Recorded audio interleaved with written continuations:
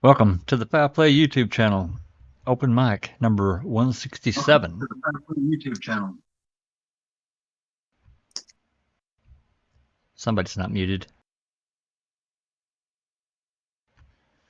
Anyway, all right. So welcome everyone to my Sunday afternoon, wherever you're at in the world. Today we're going to go back into the radio transmissions that we got last year from 2022 and listen to a few more of those. Certainly had an interesting conversation on Reading with the Crew last night with discussing episode 7 of Convicting a Murderer. That was interesting. Could have went longer, but it got pretty long, and we got hungry, so we had to jump. It wasn't a marathon, but it was moving that way. Anyway, hope everyone's doing well today. And but as usual, before we start, I'm going to let everyone say hello. And we got a few in. Maybe some more will join us. We'll see. But first, we got Alice.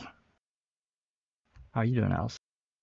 Hi, Jack. Hi, everyone in chat. Great to see you all. Yeah, doing all okay, Jack. It'll be an earlier one for me tonight, because I'm going to go and see the grandbaby tomorrow. So, I'll stay as long as I can, and then I'll maybe just sneak away if we're in mid-flow. So, great to see everyone, and it was a great discussion last night. Absolutely fantastic. I think we finished about 3 o'clock in the morning my time. Yep. So Yep, it's getting better late. than 5 though. I mean, we've been up till 5 before, so these are bad influences. That's what it is, Jack. That's right. That's right. But you're not Al anyway, and we know that, so we take advantage. All right. Thank you, Alice. And of course, Sister Susan. Hey, Brother Jack. Hello, everybody. Nice to see y'all. Happy Sunday. And hopefully we'll hear some more interesting calls today. I would imagine we will. Thank you, Susan. And then, of course, JD. Thanks for coming, JD. Hi, everybody. And hi, everybody in chat. Nice to be here and looking forward to tonight. Great. So, yeah, we just briefly, I mean, it's, canvas the topic of discussion for a lot of people that's involved in the case and a lot of the things that have been presented. Clearly, many of us have issue with it. A lot of it's been really hearsay for several episodes, and then they moved into starting kind of in episode 6 and definitely episode 7, a real departure from what they were doing there, and really starting to go after Making a Murderer itself and the things they didn't include. It got really, I think, almost silly to. I mean, look, I wish they hadn't changed any editing of any real testimony. I do. I said it from the start as soon as we discovered that. But at the same time, nothing was really altered to any real degree, and it certainly had no effect on the trial. And this was another thing that kind of got going a long time ago, back when all this blew up. But ma'am did this, man. It didn't change the trial.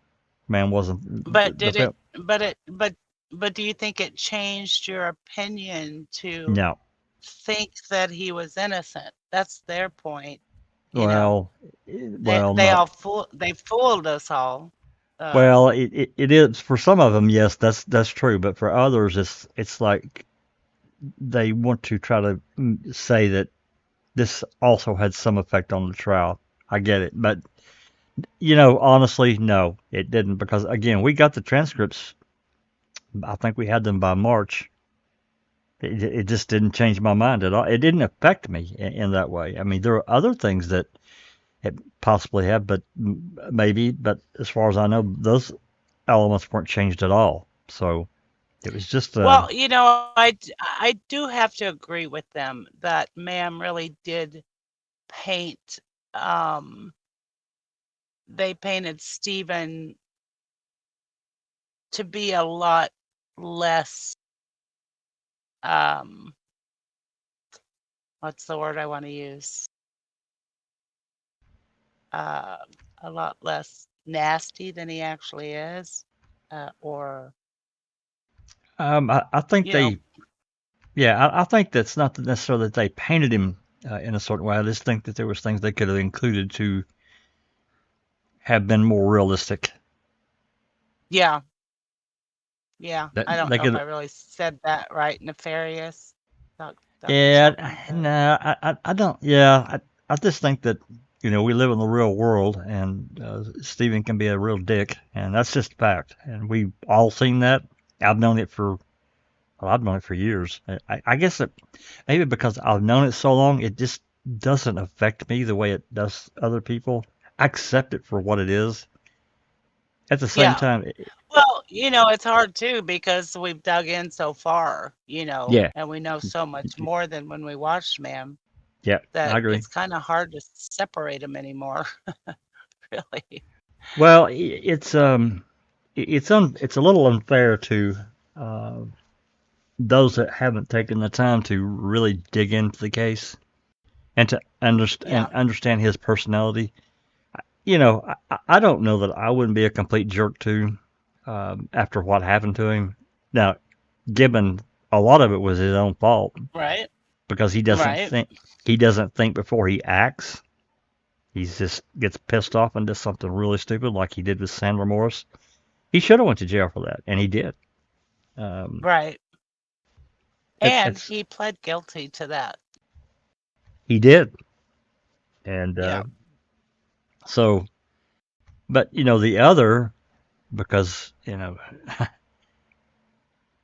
uh, actions of those in authority, that took action against him in Penny's case because they could, and to use the system to really to abuse their office and their authority. Um,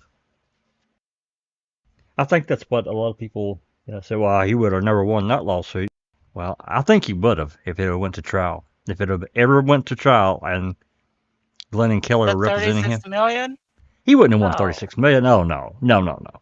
But I certainly No, I think meant he. that trial is what you were talking about. But Yeah, yeah, that's. for sure. He had that trial won, if you ask me, just from the depositions Oh, absolutely. but And we've not even gotten through all those yet for those that are reading. And I know not everyone has time to go through and read them. But it's a fact that, what Kosoric did, what Vogel did, uh, they abused their position of authority. And I'm sure it was in retaliation to what he did to Sandra. I'm sure of that. And probably some other, stupid shit yeah, that he's done in the past. So they're like, you know what? yeah. Screw you. So I get that end of it. Yeah, I think they should have been a bit more realistic about who he was as a person and making stupid. He was young, but he still made some stupid decisions. He made some stupid ones when he got out too. He Yeah, did. but yeah, but we've all done that, Jack. Sure. We've all done stupid things That's right. when I we agree. were younger, whether we did it by ourselves or whether we did it as part of a group or whatever. I mean, you know that people fall in with the wrong crowd. It happens. You know what I mean? But that doesn't mean just because he's a dick, it doesn't mean to say he's a murderer. You know what I mean? And you've also got to remember that Stephen had kids and he never got the chance to change his ways or anything like that when his kids came along because the police hounded on him. You know what I mean? And then he was in jail. So he's not had the chance to grow and mature and everything like that. And maybe he did have the attitude on him when he got exonerated in 2003. They can't touch me again. He You probably know, did. well, He he was probably did. sad.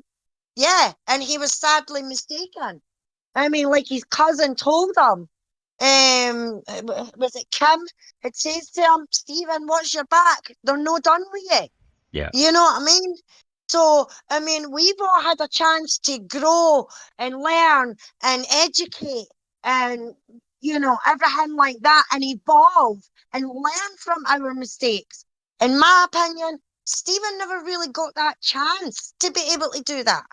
Well, I've heard the expression that a lot of times, especially when you're younger, if you go to get locked up or whatever, a lot of that is a freezes that person's mind in time, and they move, but they don't move past that time frame in their mind from a maturity level. It takes longer. Right.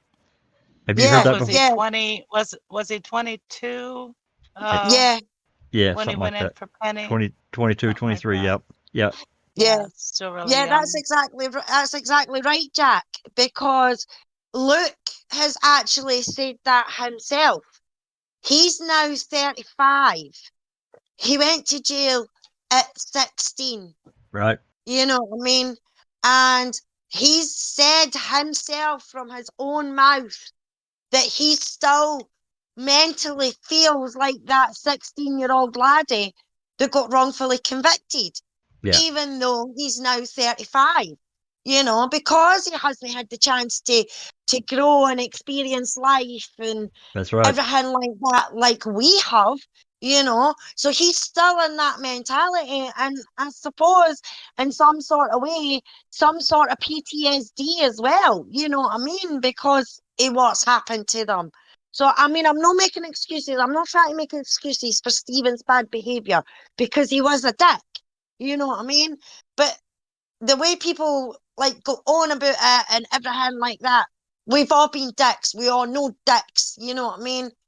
Yep. Stephen never, in my opinion, Stephen never got a chance to be able to grow into the man that he could have possibly became, Well, just if our standard is that people that are dicks are somehow guilty of murder, some of them are, but most aren't.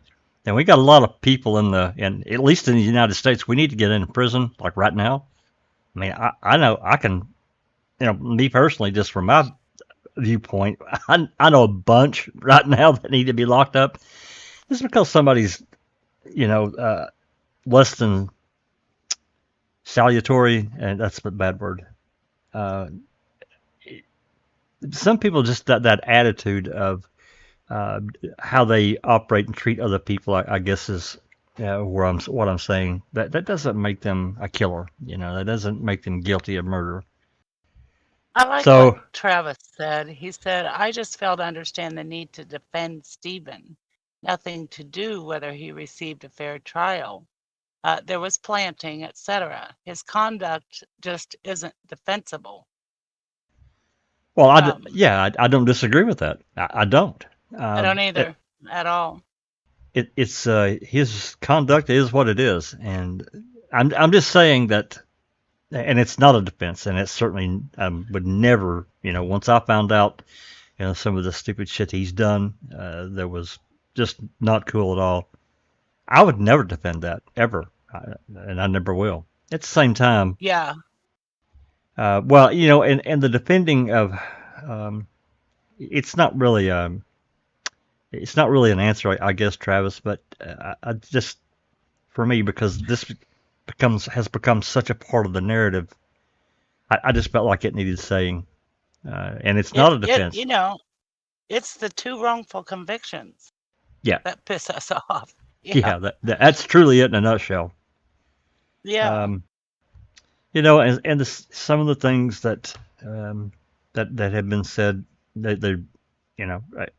for me, and we haven't. I'm sure we'll get to it, but we haven't really talked about episode 8 yet in depth, and there was a lot in there that I was really shocked that it would get broadcast. Now, we talked about Scoobs has talked to Jeff, the dog handler that was around back years ago. He talked to Eric Jose, and I watched all those and his experiences. He's a lifelong dog handler and knows his business. We're going to try to get him on as soon as we can. I think He's also ex-law enforcement and military. And military. So Yeah. we're going to try to get him on. Well, maybe sometime this week. I don't know. I haven't had a chance to really discuss an actual time frame, but certainly, if not this week, possibly next week on the open mic, and let him explain some of the things that that were said in episode 8. That when Sarah Faust, this Kakana police officer that handles Loof, her tracking scent dog, she's talking about this fire and Teresa's body being on there, and these skin cells wafting up in the air, muscle tissue, and wafting up, and the wind blowing all this over to this berm area behind Steven's house trailer. It just blew me away. I'm just telling you. I know a lot of other people feel the same way, and I'm not saying that she's wrong, because I really don't know. But to me, Exactly, yeah. Yeah, but to me, when you set skin cells on fire, they're around heat. I just don't think they can survive beyond 150, 180 degrees. I just don't think they can anything in that. But again, I don't know if there's some aspect of that maybe doesn't get destroyed with heat and fire. So, Well, Jeff should help us on that. I would hope so. Understanding. I would hope so, because I'm sure he's been around similar. Maybe, I'm certainly not sure, not exactly this type of situation, but maybe similar type situations. Zoe, Go ahead. I was just gonna say, yeah, Zoe is both live scent and cadaver trained, so That's that's exactly pretty what cool too. that's exactly what I was going to say. She's live scent and cadaver trained, and I think that's a bit unusual. I think most dogs of that nature are one specific thing. One or the other. Hmm. Yep. Yeah, and then she's also trained for bomb detection too, right? Or I explosive. believe so. I I think think she's done some explosive work. Yeah. Yeah, I think she's got triple training, and to me that shows a real testament to the how smart that dog is, and how I don't know. It's just their brain working in that fashion.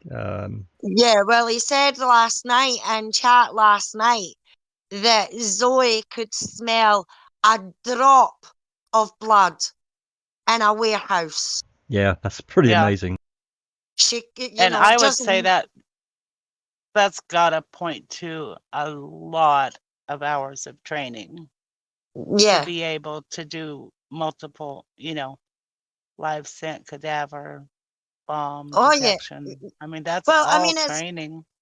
it's all training, Susan, but it's amazing how these dogs can actually do what they do, No whether doubt. it be just a single or whether it be multiple, because I think you get ones that can do cadavers but can find drugs and things like that, like Zoe. And it's absolutely amazing, and that's why I believe the story about Maya when it comes to Luke's case, because she was getting trained by a canine military vet as well, and he said that she was exceptional, Uh-huh. And and she and found she her, was right? yeah, Mia found her. Yeah, I mean, Hmm. Luke said to her, seek Jodie, find Jodie, and that kind of put her into working. He didn't have a scent or anything like that. He did ask for one, and it would have only took them 2 minutes to go back to the house and get a scent. But he tried. He just said to her, because she knew Jodie, seek Jodie, find Jodie, and she went to work, and she actually put her paws up in the wall and alerted Luke that something was behind the wall. So the dogs are exceptional. And just with the podcast that we've done on the canine noses and that ourselves, it's been an eye opener. Yeah, Alice, I'm not sure if you were back yet, because this discussion about when Doc and Everly prepared this podcast, this has been actually several months ago, when he was going through and talking about how sensitive smell receptors that dogs have compared to a human, and the level of what they can detect with their nose. I was blown away. I mean, I knew I knew that they clearly Yeah. could detect stuff far better than us, but I had no idea it was to the degree. So I guess from that aspect, understanding that process of what they may be able to smell from some part of a person being thrown on a fire, and that part getting wafting up in the air and it getting blown wherever.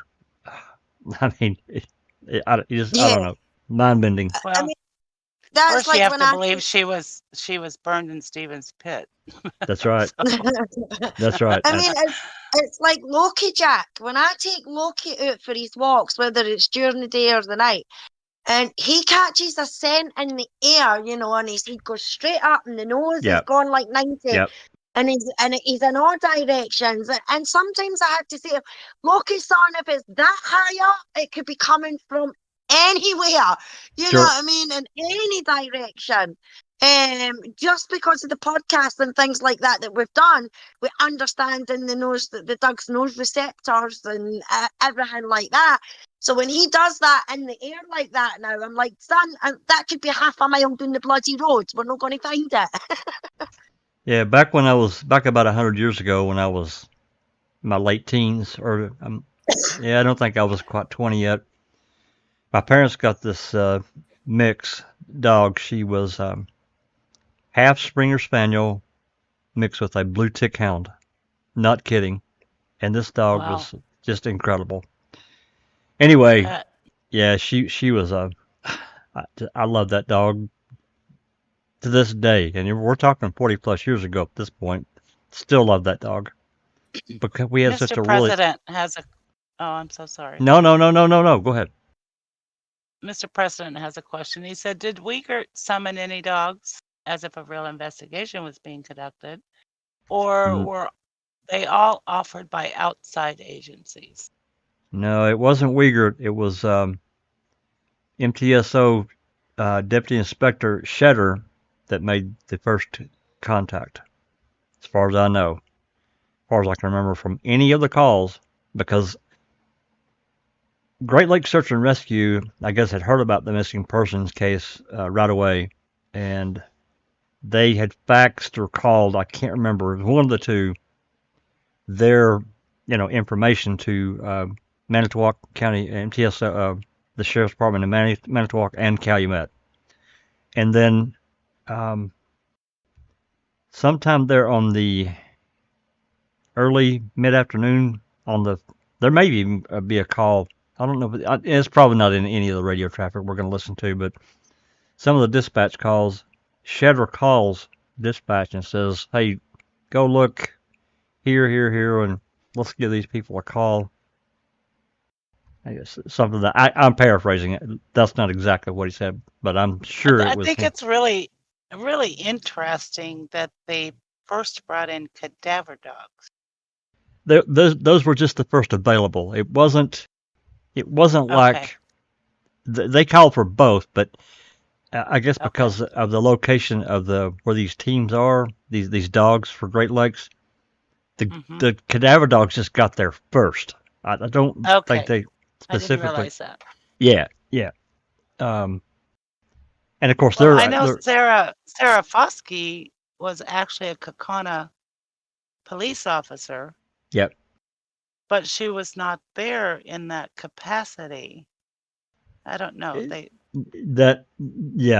to me, and Jinx raised a good point on that Mm-hmm. by trying to get the reports that I think should have written in her capacity as a police officer for the Kakana Sheriff's Department, and but she was told no, that those don't exist, and I don't understand why, because I don't see how you can separate the two roles. She's like a dog handler, but she's still a police officer, and those duties don't stop just because she's off duty. I'm sorry, they don't. As far as I know, they don't. But yeah, because Great Lakes Search and Rescue, I think, is out of Milwaukee or near that area. They're like an hour plus away, like an hour and a half. And so it was just the fact that the cadaver dogs got there first. I think they were bringing all of them, as many as they could free up or get. It just took a little more time. And then, of course, there's, there were many other places like Great Lakes Search and Rescue, in addition to just individuals that brought their own dogs, just citizen volunteers that brought their own dogs to help. And there were far more than is what we ever really knew until recently.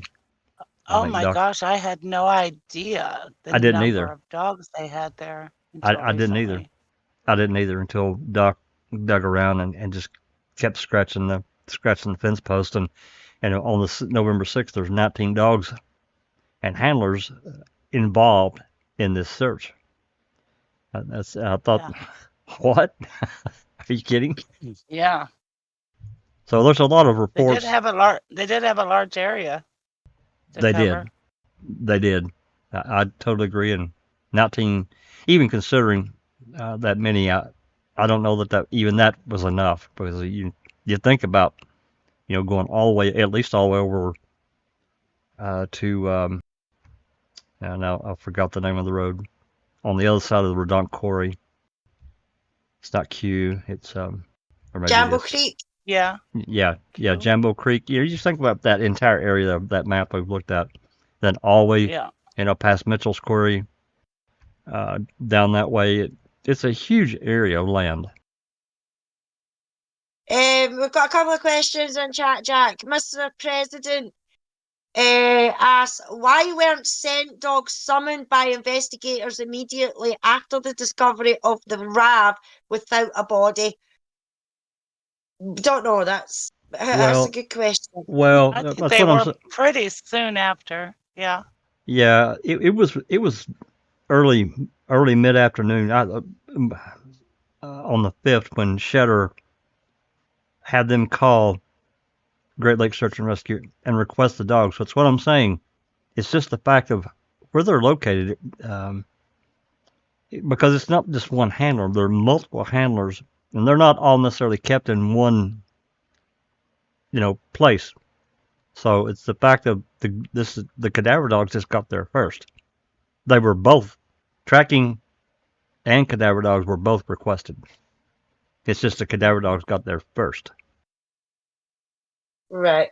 And Graham Moss in chat is asking, question, convicting, did they mention a red flag 8 feet from the burn pit? Nope. Well, there wasn't a flag 8 feet from the burn pit. If you look, well, I mean, at least from the photos we have, we've never seen anything like that. Yeah. Sturdivant talked about standing there and the bone and then seeing the bones in the burn pit from there. But I don't think he mentioned the flag. Well, yeah, I think they did. Well, maybe not. I'd have to review that clip. Hold on a second. Was it during the trial that he said that? I don't know. Yeah, The yeah. I reports think don't say it. He says it in it's like, I don't believe there was a red flag out there either. I think he said it at trial. I think he said something like too. Yost was standing at this red flag and intimating that it was 8 feet south of the burn pit, and we've never seen a photo with that at all. That's not what the other reports indicate either. And more importantly, just as importantly, if not more so, Sturdivant didn't photograph it, and as far as I know, they didn't collect it. Whatever this bone was that they found 8 feet south. If they did, I'm just forgetting or unaware of it. There were 2 flags brought to the bottom end of that burn pit, but those 2 flags, there was like a soft blow, some kind of soft blow, a sledgehammer, as I recall. Remember that photo where we had a different angle? Yeah, I'm sure of it. Yeah. Yeah. So I wasn't familiar with that tool. Graham Moss in chat is saying, Jack, they did on convicting. Mention the red flag? Yeah. Yeah, I'm sure they mentioned a red flag. I'm almost positive that's what Sturtevant's testimony was. But we've never seen a photo that I can recall of a flag 8 feet south indicating this bone fragment. What's even stranger, I guess for me, is the fact that Reese was there 2 days prior taking photos, and he didn't see any. He didn't mention anything. I know he would have had to have come.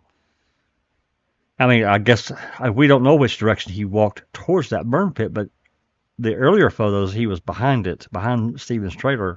So that just tells me he walked towards that direction. I would have thought he would have seen something. I was watching that again, I think this morning, and I was listening to Sturtevant, what he had to say on convicting. And I don't know if it was his trial testimony or if he was just talking for convicting. I'm not sure. But he was talking about, and they had that photograph that I don't think we'd seen before. It was, it was before they found the bones and everything. It was prior to, anything happening at the burn pit. But he was talking about it. And he said about the bone 8 feet out, and then he had walked up and seen, this is on the 8th, and he had seen the bones in the burn pit and the large dog. But they're trying to say that they had moved Bear by that time, which we know they hadn't. Right. But Well, he mentions that the dog was there when he saw the bones in the pit. oh, that guy that was talking. I remember what you're saying. That scene. No, Sturtevant. Oh, yes. Not well. Yeah, as far as I know, they hadn't moved the dog yet. That didn't come until they started. They got called several people there, and that was like at 3 o'clock. That was an hour and a half later. No, it was the 9th that they took Bear. Oh, well, yeah, but allegedly, I think it's somewhere, and that not necessarily from. Sturtevant, I think, was kind of misleading in what he said, but I think there's. And I don't want to say who because I don't remember that. Allegedly, they moved Bear once they got Ertl and all those other people in from the crime lab. That they moved Bear somewhere else. It's not really specific. It's kind of a gray thing that. Yeah, Bear wasn't there. I have never seen that. I've never seen that in writing anywhere. Or yeah, I thought that just came from people supposing that they might have. I'm trying to remember or they where. must Maybe, have. Or, hopefully that's not a false memory that I'm thinking in my brain that. I'd don't like know. to see that in a report or something. But I would too. But I think the real underlying theme here is that if Bear was that aggressive, why wasn't he removed prior? He should have been removed if he was that aggressive towards. On the 5th, yeah. Yeah, if he was that aggressive towards these various officers that have said this in these reports. And they're trying to run the dogs through there, Right, and dogs. The whole scenario with Bear is bullshit. It is utter bullshit. We've seen videos of Bear just lounging about and everything like that. With people walking past them. If he was as vicious as they were making out, there is no way they would have got that close with any camera. That picture that was took of him on the chain, standing above the pit, he would have been snarling and growling and everything in the pictures and in the videos. I mean, this pish, that was just an excuse that they tried to use to because they were on that property for as long as they were on that property executing warrants. You know what I mean? Because it was when the questions about the warrants and that were coming up was when but Bear was aggressive. So he hindered our... it wasn't every officer. It was only certain ones that really said this. So, and I know that certain dogs don't like certain people. Susan's brought this up, and it's a good point. Yes. It's a good point. It's a fair point. And that's That's Yeah. fact. Like I'm a dog. maybe he didn't like, maybe he Could- could smell the dirtiness on Yost and Kaczarski. Well, that's Like a, I should say the dishonesty. Or, yeah, yeah, dogs are smart. And yeah, maybe he did growl at some of I'm sure them and not others. Kucharski. I'm sure he did, and I'm sure he barked at Yeah. all of them. It's his property, and they're coming on it. Hell, they're coming into his territory. So I'm sure he did yeah. bark. At the same time, I mean, you think about Reese standing there on the 6th, and Bear is right there, not giving a damn. He didn't care. exactly. Exactly. I mean, my Loki, he's like that. He's a husky, and he does not like strangers. And if a stranger tries to touch him, he will have a growl. Yeah. You know, Yeah.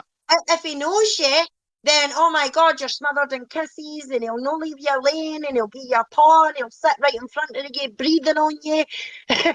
You Right. know, but if you're a stranger and you try and touch him in his garden or outside, then he's growling at you.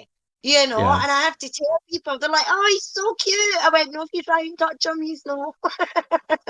Behind Yeah. the Magic has a good point. She says if Yost was handling bones, he may have sensed that. Well, maybe. I mean, I guess that's a potential. I just think that there's evidence both ways that, uh, well, at the end of the day, if he was aggressive towards a group of various people that are trying to work that area, investigating, and he was aggressive enough they thought they were going to get Have bit, him moved. have him Yeah. removed. I mean, just that Right. quick. Call Shutter and say, look, you got to get this dog out of here. Somebody's going to get bit. It was Yeah. never said. It was never said, and I Yeah. don't. It's right there next to Steven's trailer. Yeah. Barb was around. Carla even called about it, about getting the animals out of there. Right. So it creates this lack of this window here that says, well, why didn't you just move the damn dog? You know, that's the smart Yeah. thing. So anyway, what else? Somebody said something else I was going to talk about before we move on.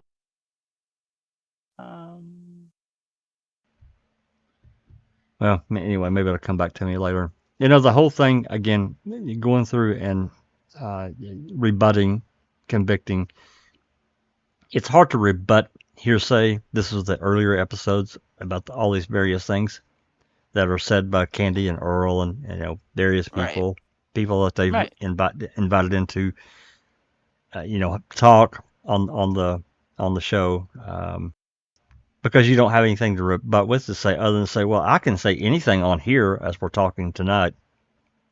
I can say anything, but to me, if I don't prove it with something, I'm just talking, and it's just hearsay. Right. Why would anyone believe me? Why would they? So, I mean, we all have opinions and theories, but that's not really proof unless you've got something tangible, something that somebody said back in real time to kind of back that up. So.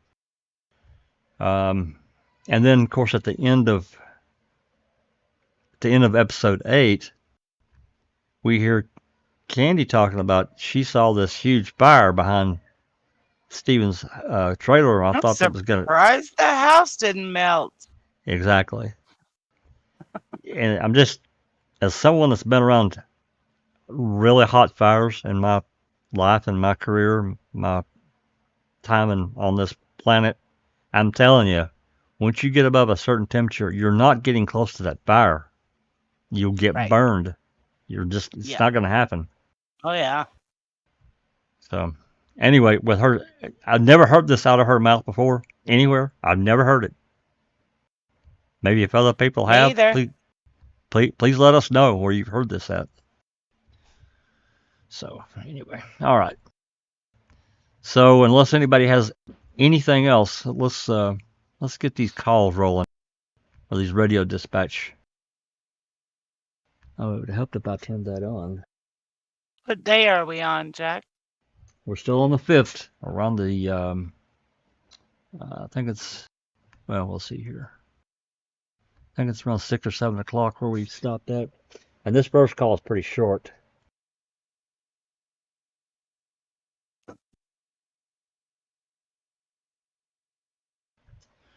There we go. It's going to pop in there. It's 1800 to 1859.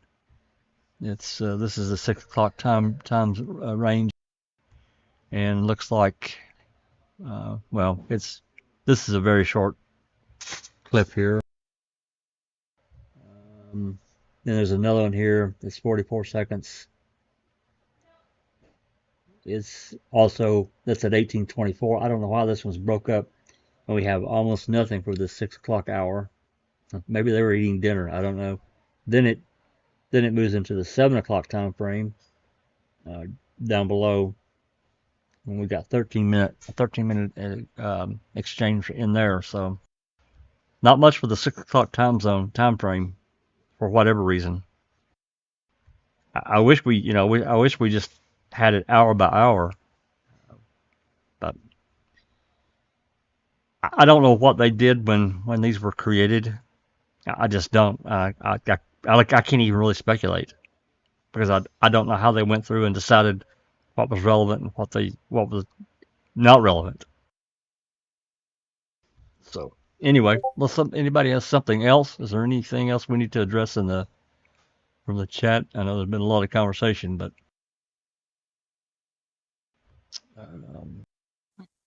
I don't really. No, just people saying that they've never heard about Candy being there. But Darkside says that she thinks she's seen it in a statement. Candy said that she visited Matt Avery and saw it and told Fassbender. I mean, I don't know how she's going to see a fire at Stevens when she's all the way down at Mars. I mean, Stevens is all the way up the other end of the road. So, I mean, I don't know how that's going to work either. But and the buildings are behind them. There is a big building behind their house, isn't there? Yeah. There's that exactly that, Susan. There's a building in the way, and Stephen is right up the top of the road. There's no way she's seen a fire at Mars. Maybe when they were driving in, she could have seen it from the road, but I still don't believe her. No. Because she had never mentioned it. I don't never mentioned it before.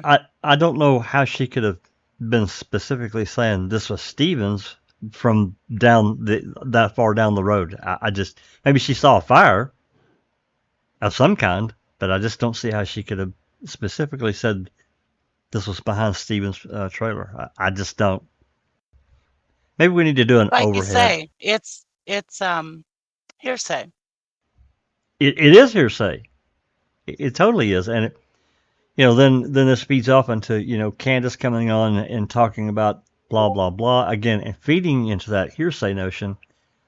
And I think that's really disingenuous of them to do that. Because people are going to believe. There are people out there that are going to believe Candace no matter what she says. You don't have to prove it, and they're not going to go look. They're just going to believe her. And I think that's a really dangerous notion in the world at any time. You need to be able to, especially when you're talking about people's lives, somebody losing their life. You really need to have something in your hand when you come forward and say these things. But that's my opinion. All right, let's hold on a second.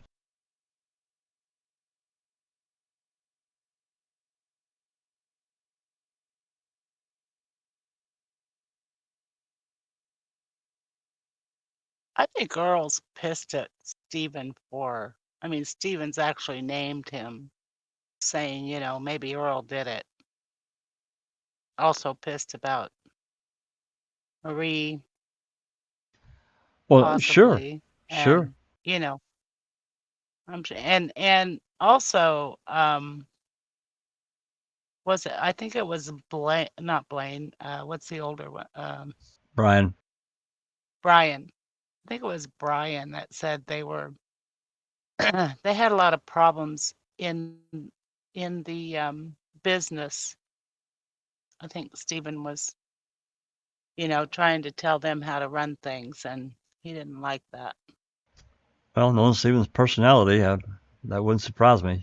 He's But kind Earl of did go back and forth, thinking Stephen was innocent, he did. and then he thought he was guilty. Like I think he gave both opinions in ma'am, didn't he? I think so, and then you also have Chuck's issues and problems, and there were many Yeah. mixed in that as well. So a lot of people believe that Chuck is the one that did it, and to pin the tail on the donkey. And I mean, he had his own kind of thing going. He was Reasons. going. Well, I mean, he was clearly, he was clearly trying to win Jody's favor. We hear that just in what few calls we did get, and I say few because there's still a couple of months that we don't have of calls from that Jody made. So still trying to get Okay, those. Travis says if she said she saw the fire, that's not hearsay. If she said someone told her about the fire, that's hearsay.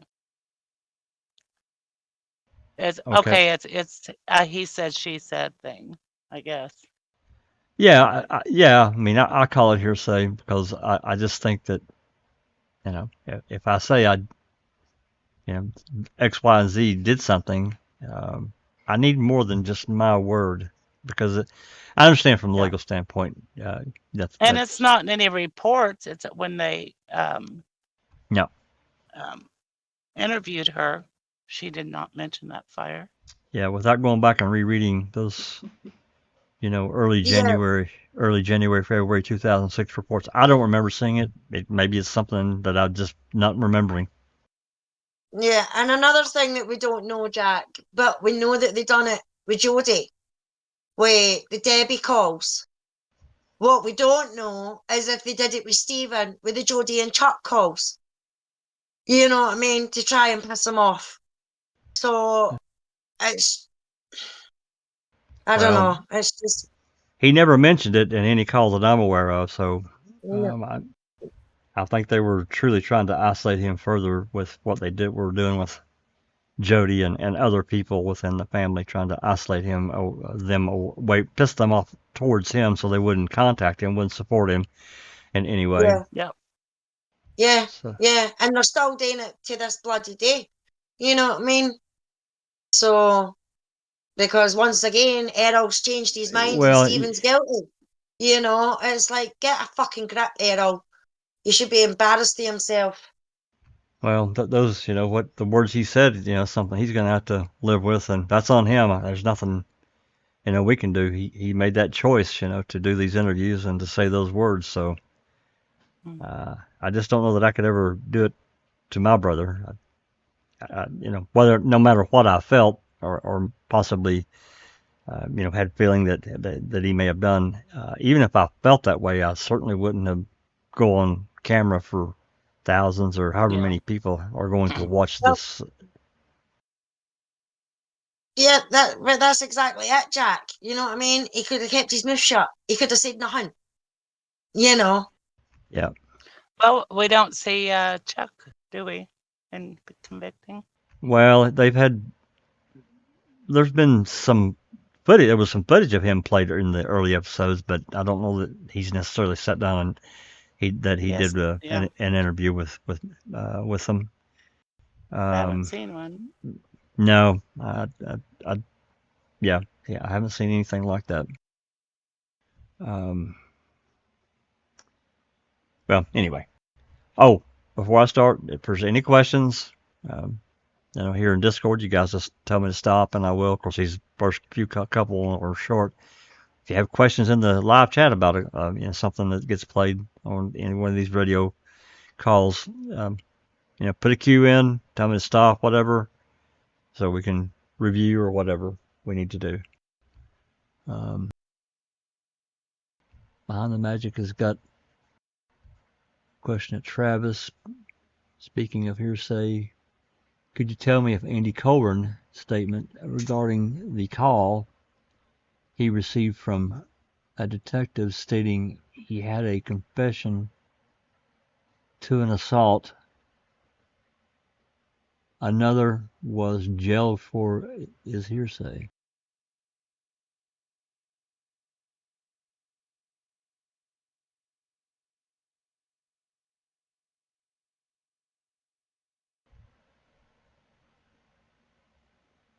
Well, you know, the thing with Marie, again,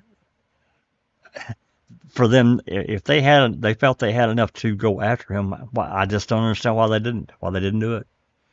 It had already been investigated and closed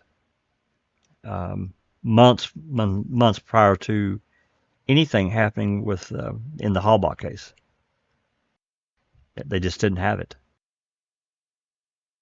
until, you know, Baldwin and Wiegert got involved in this other. I don't understand why they didn't take him to court.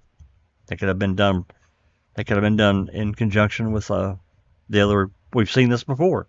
People have faced multiple charges. They have a trial about that.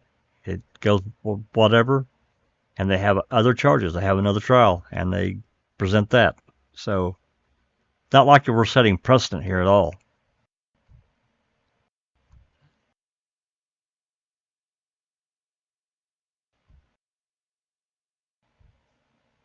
Because they didn't interview Marie.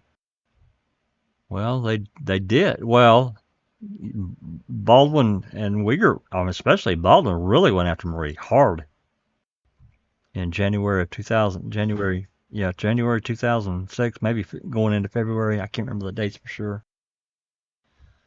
All right. Anyway, let's get these rolling here, and we'll get through at least some of these. I don't know how far we'll get. We'll get where we, you know, we'll mess around this for a while, and that's right.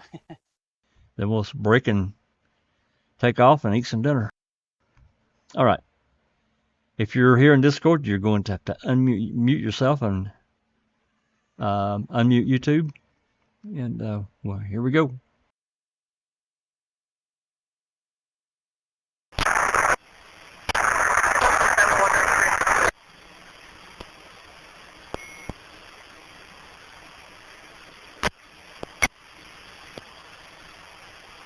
Well, I thought this was a short call.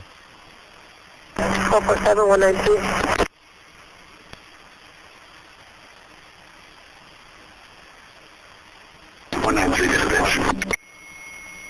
193. I did not deliver that item themselves, so disregarding for 10-4.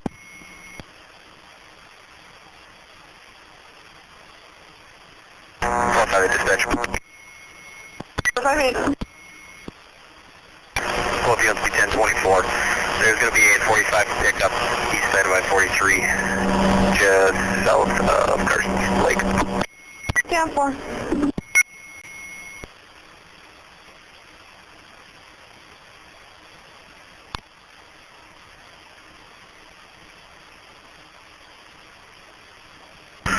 Four 487.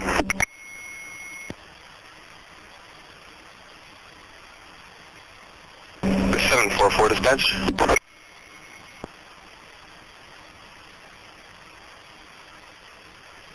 Unit calling, go ahead. 744 dispatch. I'll be 1041, car 51. 10-4-7-4-4.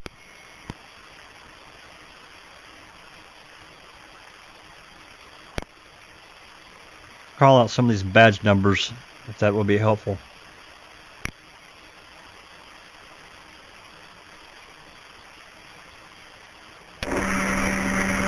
What's your dispatch? Yeah. 422. I checked on the scales, UTL on that second card here. 10-4, thanks. 422 is Littlefield. Port Paul 193. Go ahead. Work. These are too deep. These are 6, 8, 9 feet deep. Probably dive to you tomorrow if these need to be checked.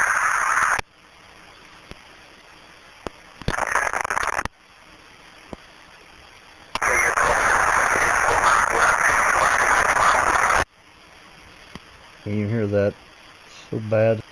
193 is Brian, you stated will not work. We'll have to do it tomorrow.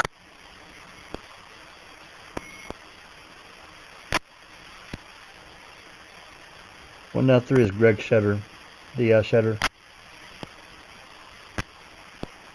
A lot of clicks and pops in here. 193, can you copy now? Go ahead, Brian. This isn't going to work. They're anywhere between 6 and 8 or 9 feet deep. It's going to be something for the dive team tomorrow to check. Interesting.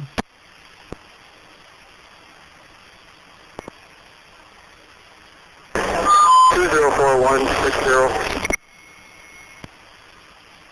204 is Link. 160204. I'm bringing you something to drink. What would you like? There's just one with cream. We have that with no cream. Is that okay? Yeah, that's fine. Also, the other first I'd plate if you got one of them, take one down here also. 10-4. 160 is Run Shimmick. 422-2165. 455, can you wait here and close that gate? 10-4. 455 is Todd Cummings. He's the records custodian now. 487-432. Go ahead. Give me a 21, please. Tell me. 487 is Lieutenant Syme. 74-100.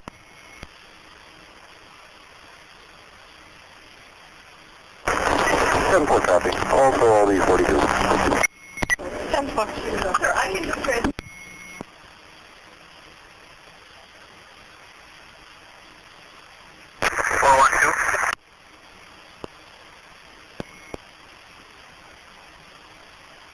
412. 412 is Brian Knack. 412 is Brian Knack. 455 to 412. Good. Was there a lock on here or not? You broke up on that? Was there a lock on here? No, there's not one on there. That's fine.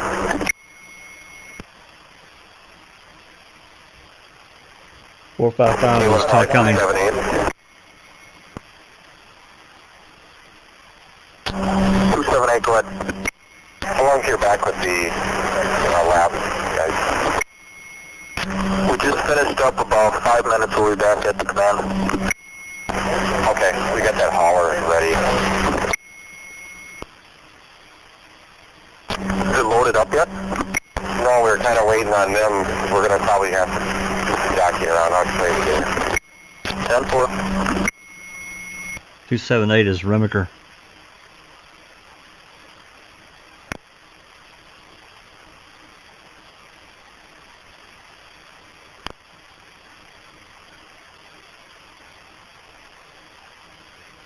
Four 447-422.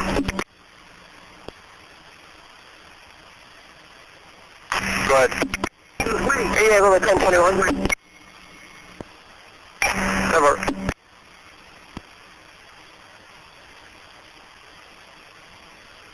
455 dispatch. Go ahead. 624 from 147 area. 10-4. If he said 459, that's Corey Zimmer.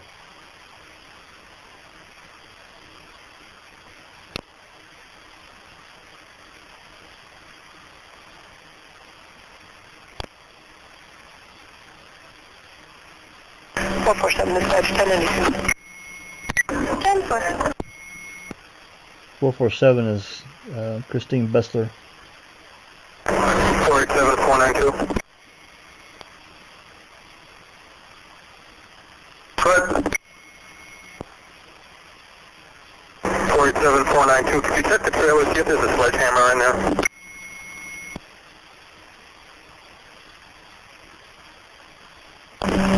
204. Go ahead. What's the status of getting that trailer down here for that vehicle? It's a work in progress.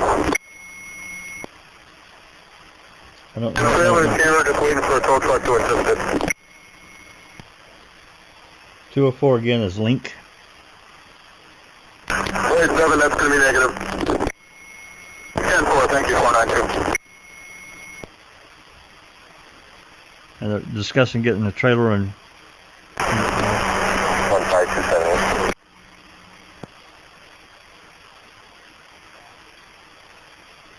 Harmony 15278.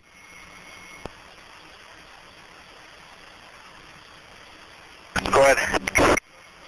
When you're free, can you come into the CP? Copy, or be right up.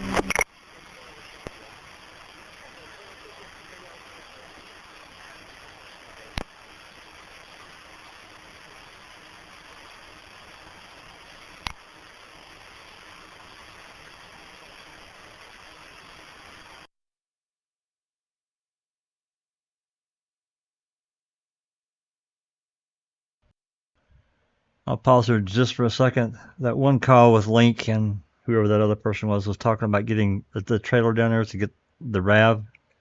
They were getting that enclosed trailer, plus they had another, allegedly another towing company down there to pull the RAV from where it's located, where it was located there,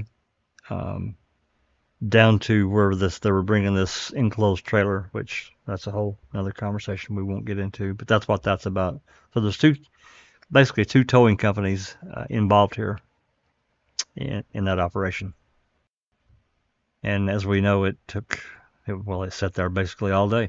So anyway, well, any questions, comments we need to get before we move on?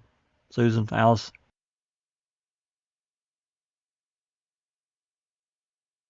No, we're all I think we're good. good, Jack. Yep. Okay. Yeah, it must have been this call here I looked at earlier and said it was a short call. I didn't even really look at the other one. All right, here we go. This is we're still in the 6 o'clock time frame. I don't know why this one was excluded from that other batch, but for whatever reason, it is. It's at 6:24 p.m. on the 5th. Let's listen to it.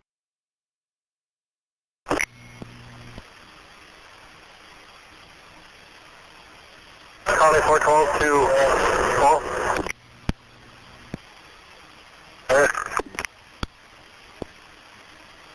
Would you be able to, are you on queue yet? Right at the intersect, queue in the pit. Would you be able to run over onto Avery Road here? Where we got a command post? 10-12, 76 there. 412 is Broadneck. And much thanks to Jinx for putting this list together. We're moving into the 7 o'clock time frame now.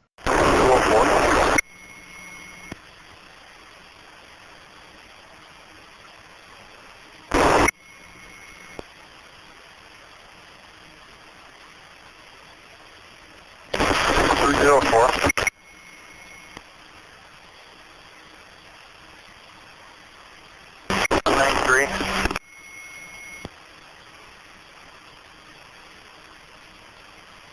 Unit calling 193.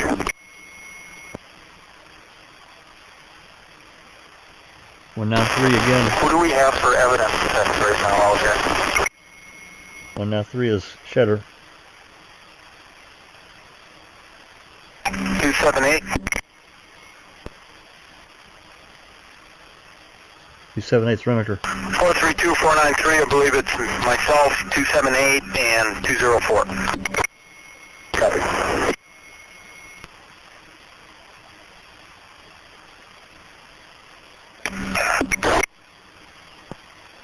Four 32160 160.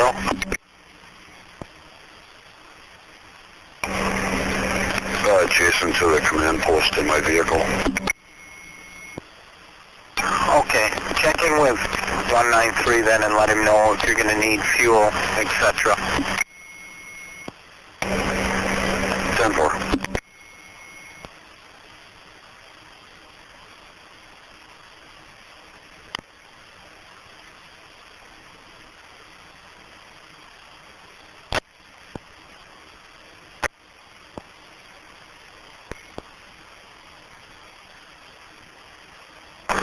Four three two 278. 432 is Coburn. Go ahead.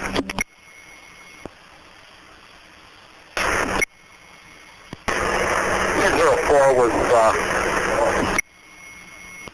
wondering what equipment we'll need. Reference the house.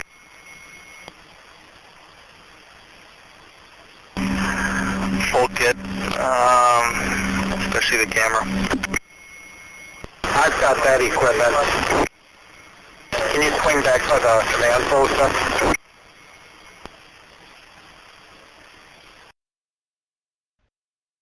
Let's pause right here just for a second. This is a 204 and 278, which is Remaker and Coburn talking about going.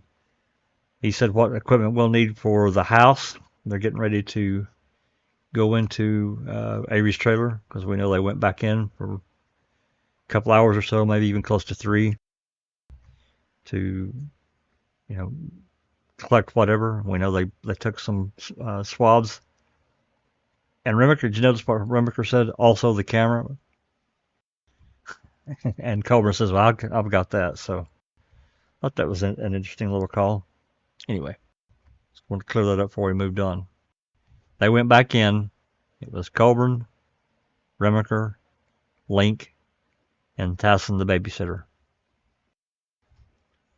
I can't imagine working on an investigation where I have to watch another agency to do their job. Just don't get it. Anyway, moving on.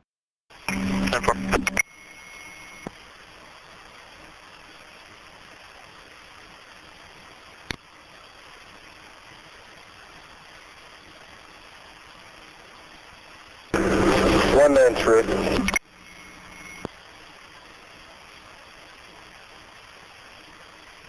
Left, right. 193 Shutter.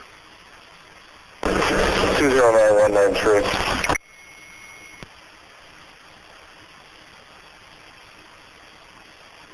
Two announced Dennis Jacobs. 455 dispatch. Go ahead. 310-7.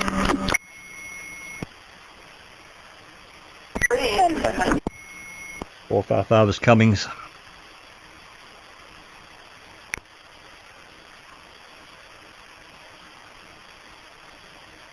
278. 432. Are you guys waiting for me or what? Yeah, why don't you turn around there? We'll follow you.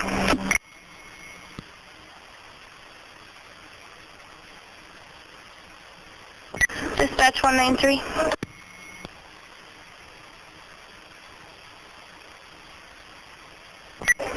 Dispatch to 193. 193. That's Shutter. Copy on code. Affirmative, go ahead. I have Mr. Chuck Avery on the line, is very upset. Can I transfer him to you? Tell him, you want to contact the Kelly McCollum, that would be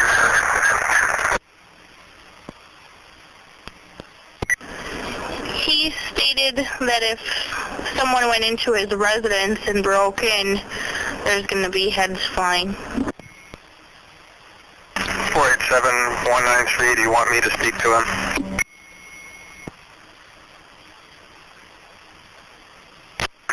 Negative, I believe he's at hospital. Just tell him that any correspondence can go through Calumet County Sheriff. Copy.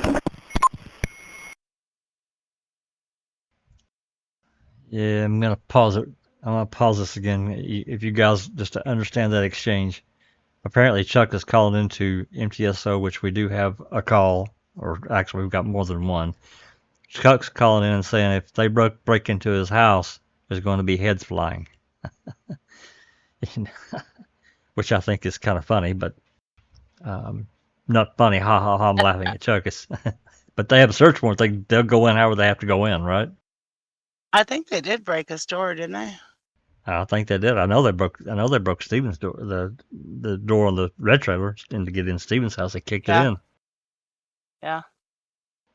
So, and then here on the 5th, Shedder's telling dispatch he needs to call Calumet, but we know how all that went. They took many calls that really should have went to Calumet if they were the actual lead, and didn't. They took the information and did whatever. So I thought that was an interesting little exchange. And God, Shedder needs to get another portable because that one he's talking on is terrible. It is so crackly. I can barely understand him. Yeah. All right, let's continue on. Yeah, let's continue on. Oh, there was a little exchange about, but a minute ago or less, that was Remaker that was calling, and he told Colburn. Colburn said, "Are you guys waiting on me?" And he said, "Yeah, just turn around there and come on back." So that was Remaker talking to Colburn. So I guess they were getting ready to go into the residence at that point. All right, let's move on.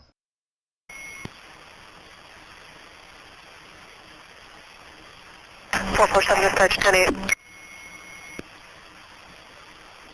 Yeah,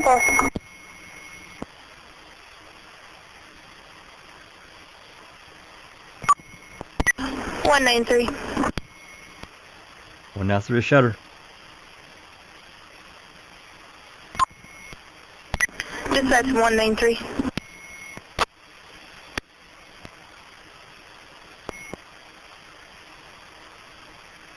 One nine three, bud.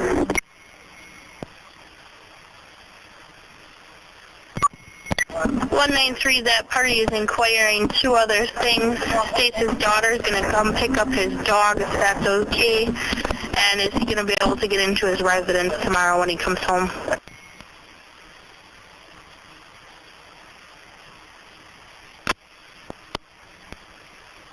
I'm informed the old puppy has been removed and should return to an owner, possibly Earl, and he would not be allowed into the area tomorrow.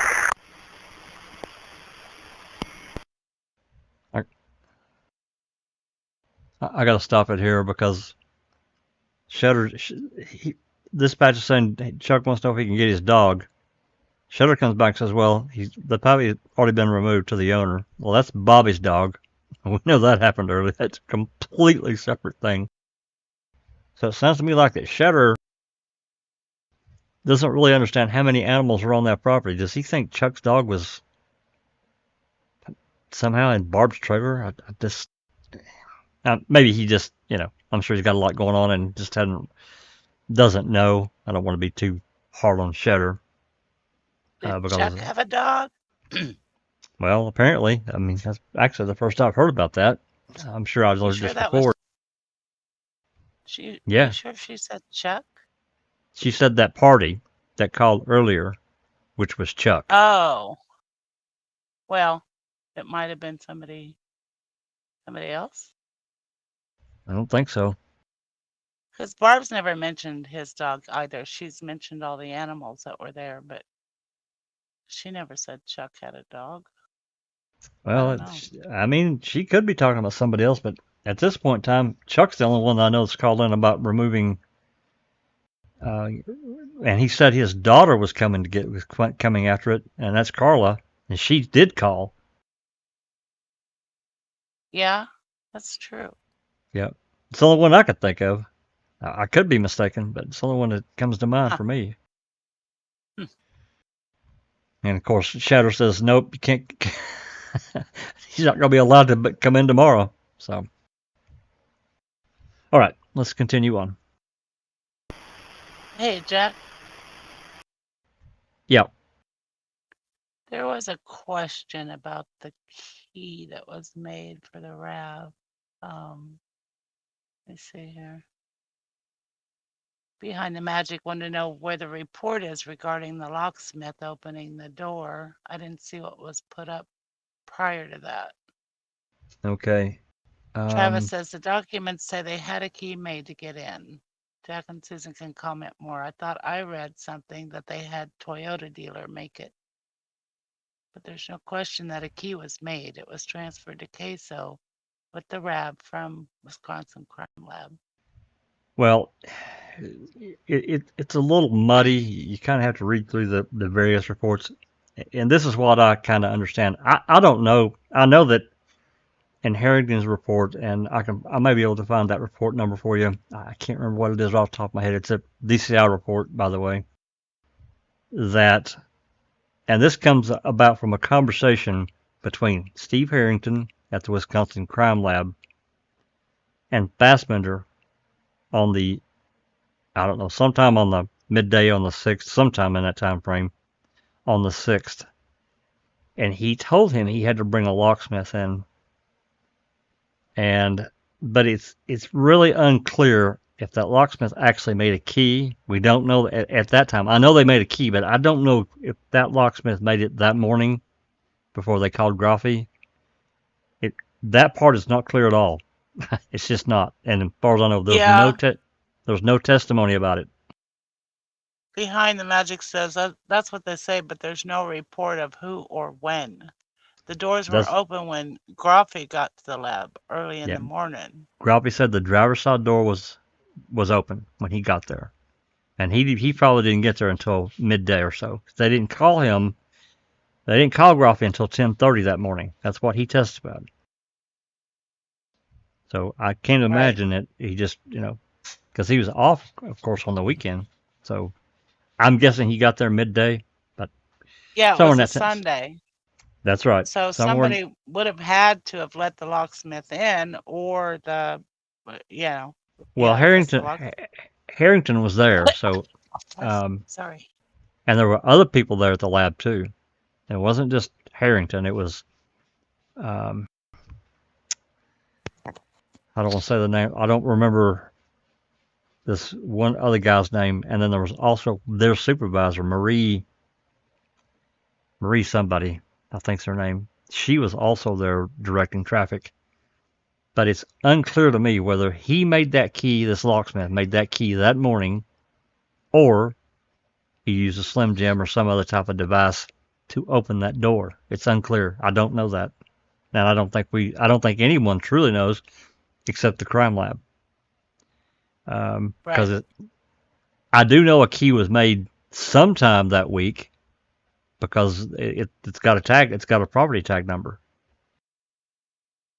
And then in addition to that, of course, they had the key that was this valet key that Colburn and Lincoln Koharski beamed in from outer space into Stevens' trailer from the record cabinet, the magic cabinet. So they had at least two keys. And I've heard a theory, it was just a theory, that there was even a third key, but I don't know that. But definitely two keys. I know that doesn't really completely answer your question, but it is mentioned in this DCI report about the locksmith. And I'll try to find that and I get that one to you if you want to read it. It's informative, but it's not as thorough as that, the Disturbed Earth unfiled warrant where Wiegert is quoting things directly that was in Fassbender's report, except for ... certain things, the blunt and bloody instrument that Harrington said he found in the back of the RAV. I think everything else is pretty much mentioned in the warrant that was in that report, including about the locksmith. So I know that didn't completely answer your question. Yeah, I don't think that completely answers your question, but to my knowledge, that's all we truly know. Mr. President says, in my honest opinion, the key is theater. Yeah, well, behind the magic, the point is the door was open before Groffy started his exam. Yet someone could have been in that RAB before him. Yeah, well, yeah, that is the point. Somebody could have been, and that's the whole thing about not videoing what they were doing, and especially not opening that RAB on the 5th, right there on the spot, taking a video camera. They had it available. They had plenty of photographers available as well, and documenting the scene. That would have closed the book on anything, right there on the spot. Done deal. It's there. So I don't disagree with you at all behind the magic. It opens because questions exist that we shouldn't have any question about, and they do because of other actions that were taken. That's the whole point for me. All right, let's. Yeah, sorry, Jack. Yeah, that's exactly it, Jack. It's their actions or their non-actions that make us feel the way we feel about this case. You know what I mean? They don't right. write reports when they're supposed to. They don't take in situ photos like they're supposed to. They don't call the coroner like they're supposed to. You know what I mean? They make reports 8 years after the fact.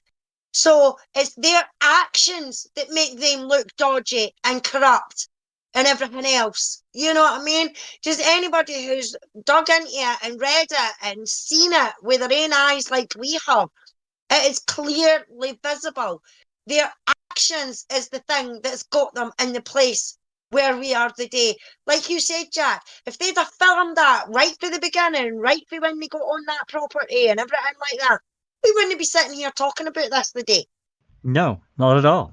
They created this because of other actions that we've seen happen that are shady. At least they appear shady to me. Especially yep. You're going to lock a couple of people up over this crime, this murder, this horrific thing that happened, Teresa. If you're going to lock them up, you need to dot all your and the real problem being is the lawsuit prior against the county. And I know not necessarily that wasn't directly connected to the DOJ or the crime lab. I understand that. At the same time, I know that law enforcement personnel work together. And I'm not saying this vast conspiracy would happen. That's not it at all. It's not. But at the same time, we see end result of things that happen that we have no real explanation for. And I can point out several things. Yeah. I mean, starting with the flyover, they were up for hours, and we get minutes out of hours of them up, flying or buzzing around to the Avery property, buzzing around to the Zipper property. We get literally minutes out of those hours. Then we found out there's another tape that never was even submitted as evidence, never even tagged. We didn't find that out until 2018, I guess it was. 2018, 2019, somewhere in that time frame. That Fallon starts talking about this second 8mm flyover tape that they need to get working. We don't, and then now we still don't know anything about it other than that it exists. Yeah, and when Stephen's gone for appeals, they decide to destroy evidence, get rid of evidence in 2011, 2012, when they handed back the bones because KZ was wanting to test them. They're like, we can't get these tested quick. We'll just say that we get rid of them. You know what I mean? Get rid of them. We'll say that we gave them to the family. But there is no paper trail of that either. So that makes it even more sus that they're hiding stuff and everything else. You know what I mean? Well, I know that some of the first conversations that KZ had with Fallon, she said she wanted to test these bones. And he knew that going in and all along. And then this Williams call comes about, which is really weird, about checking these bags about, or these, see what we've got. Of course, that drummed him off the case. To me, that was just him getting away from the situation that he knew was coming. He probably knew that those bones were gone, and he didn't want any part of it. He didn't want any part of it. But again, there are just situations that make me question. It makes me question everything. That's me. I'm not saying everybody has to follow what I think. They don't at all. That's me. Go ahead, Susan. Behind the Magic has a question. Wasn't it Groffy that did the first presenter test in the RAB? Yep. He was directed to Yeah. do that. Yep. He was Before told. Culhane did it. Yeah. Yep. That's right. He was directed to And take and they're trying to say that those smears by the ignition are in situ,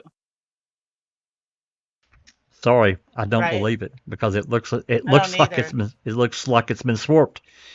You know, and his excuse and what he was trying to describe in CAM was that you just take and just barely touch it with your saline solution or whatever with a Q-tip. What? I don't think that's how a swab is taken, but I mean, to me, if you zoom in on it, I showed this to somebody I was arguing with on X. If you zoom in on that photo, to me, you can clearly see where a Q-tip has been rolled and then pulled. The other side has been rolled and then pulled. That's what It created sure that looks pattern. like that. It Yeah. does to me. I'm not a lab tech. I just know what I've read. You don't just touch it. You need a good sample to do your presumptive test. So I've never believed that I've always believed. Let me put it this way: I've always believed they created that pattern by rolling that and pulling Yeah. it. It looks like a swab. So I agree with you there. It does. well, and That's how it back appears. to Behind the Magic's original point. We don't know what happened prior to.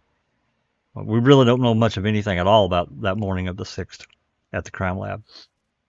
If they use a We Slim don't Jim or even know whatever. what time the RAB arrived. Well, we know what they testified to, but other than that, we don't have an But official. it's not in the chain of custody reports. I know that. Well, you know, we had a long discussion about that chain of custody, and I understand Travis. Travis and I had a long conversation about that. Here's the thing: when I look at the chain of custody and Calumet County, and them being the lead and so forth and so on, there are so many items that were collected by Calumet County, and then it got transferred through the chain of custody to the crime lab.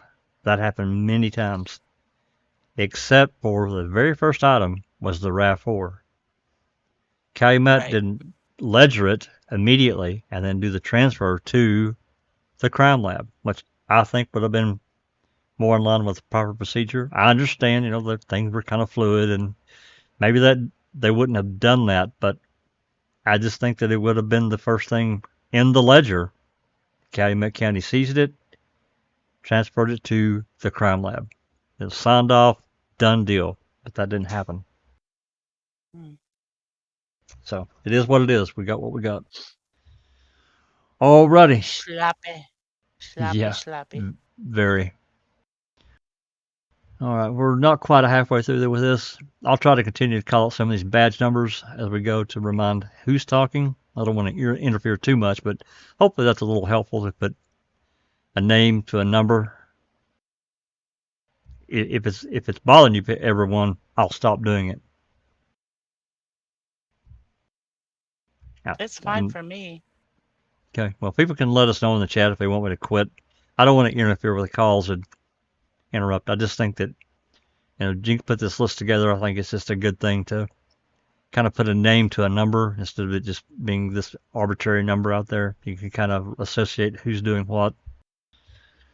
And from that, you can put it together with whatever reports you've read and testimony. Yeah, well, So, a lot of people in chat the other night, last week, Jack, when we were doing the calls, a lot of them were asking whose number was who, and that was quite a few people in the chat, and they appreciated it when you shouted out the numbers because they kind of put the name to the number sort of thing, So, yeah, right. I mean, just keep doing it, because people were asking for it as well, so. They still are tonight. Everybody's saying, yeah, do it. Okay. All right. I'll continue to do so as we move. Hopefully, some of these numbers are, you're beginning to remember who is who. 193 Shetter, 160 is Shimmick. I know there's a lot of numbers, and not everybody can do that, but I've already begun to memorize some of these badge numbers, who's who. So I'll try to do that, and just keep in mind some of these badge numbers Jinx could never find who it belonged to. So unfortunately, that's just the way it is. You can't just request badge numbers personnel. They won't give it to you. It's protected through open records. They won't let you have it. So, all right, let's continue on. Again, questions, put them in chat, and we'll break and whatever and try to get it answered. 432278.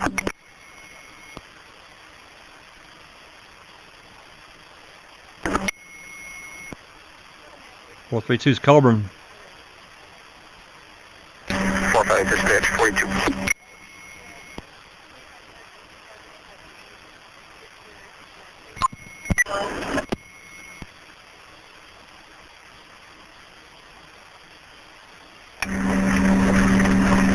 Is 42. 10-4.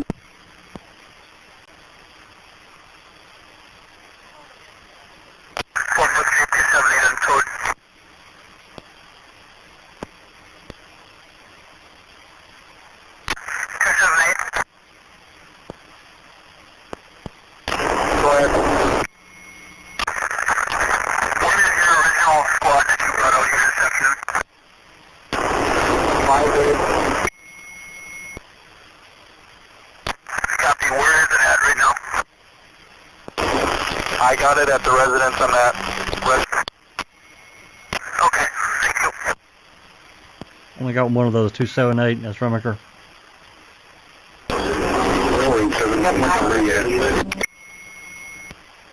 Squad 61. That sounded like Sime. 447 dispatch 1042.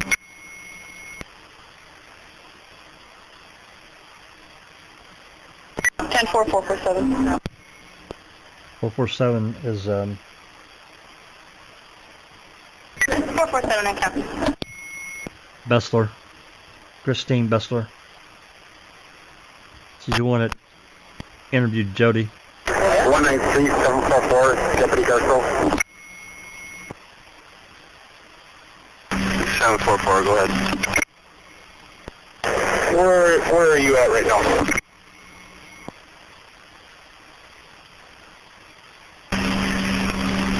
To the right of the command post. Okay, let's come on in. Let's head there. Airport. I don't know who 744 is. 193 is Shetter.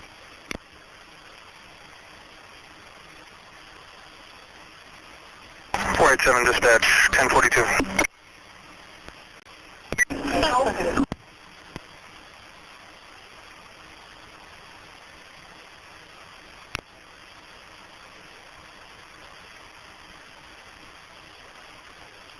Nick this, Daddy.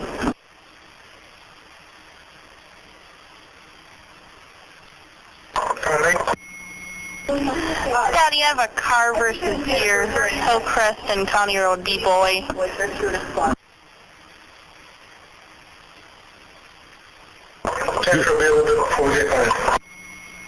Deer strike. Dispatch 193.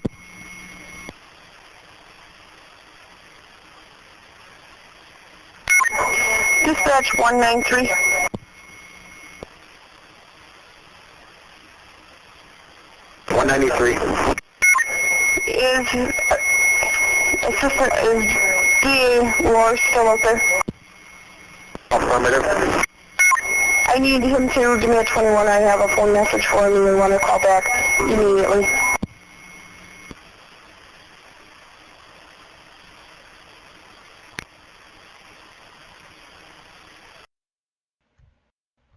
I don't know if you guys remember this. She's calling to see if District Attorney Rohr is still out there. Shetter says he is.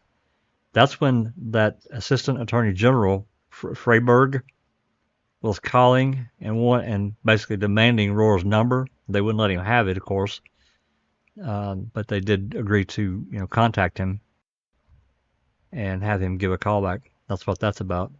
I'd forgotten about Yep. this. I forgot about this radio dispatch. That's interesting. Let's a call back immediately. Yeah, that guy was ramped up for sure. All right, just wanted to put 2 and 2 together here. All right, here we go.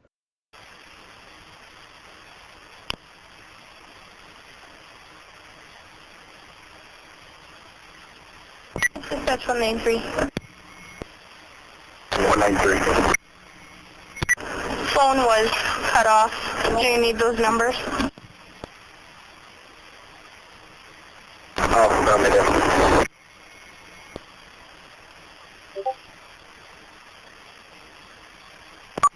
Copy on code. For Jim, home phone number is 755-2447-2447. His cell phone number is 242-7124-242-7124. And Mike Keppel's home phone is 755-2772-2772. And his cell phone number is 323-7806-7806.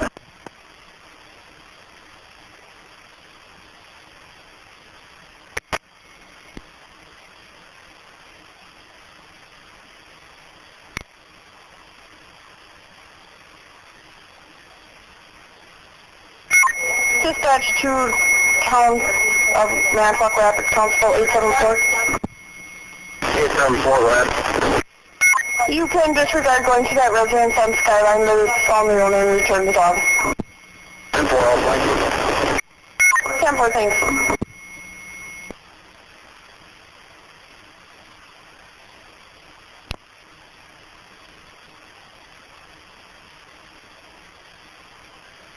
One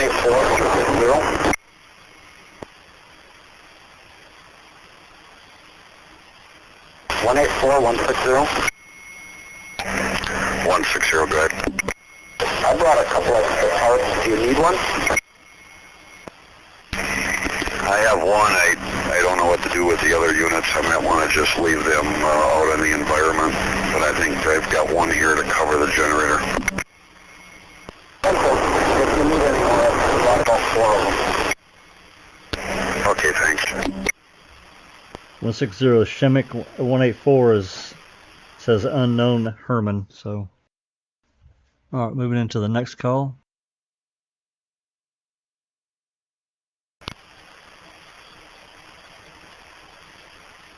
And this is the 8 o'clock hour.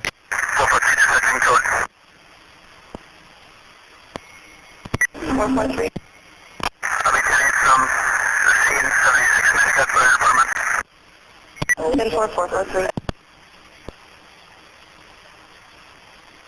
443. 443 is Kevin. 443 code. On code, go ahead. 10-6 Michigan Fire Department. 10-4-443. Kevin Haese, Haese.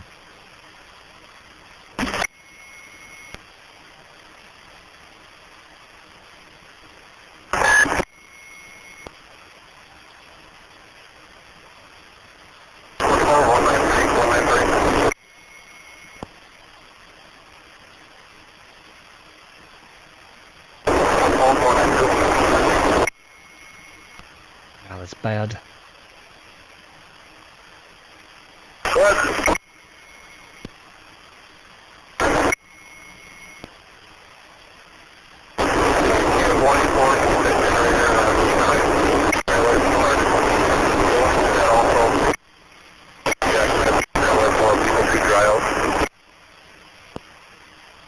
Copy it, up line, y'all, 10-1.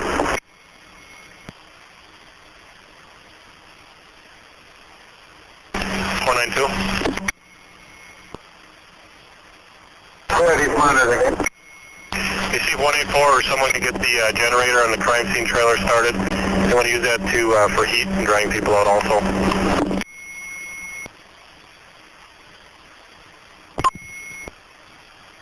492 is Belkey, Thomas Belkey. 412, I was going to get the ambulance out here. That's who's going to leave right at 8 o'clock. 412 is Knack. 193, 403. Go ahead. Is that being worked on? Yeah, they should be in the back rocking. It started. They'll be heading out in minutes. Okay, make sure it's doing off the 12. 193 is Shedder. 403 is Sergeant Singlub. 834.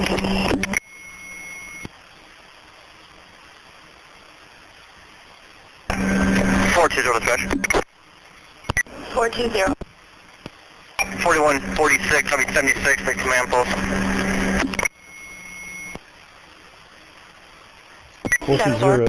420 is Dave Satters. Found the electronics. 453 dispatch. 453. 4163, 76. 453. 453 is Jeff Homack. 209 dispatch.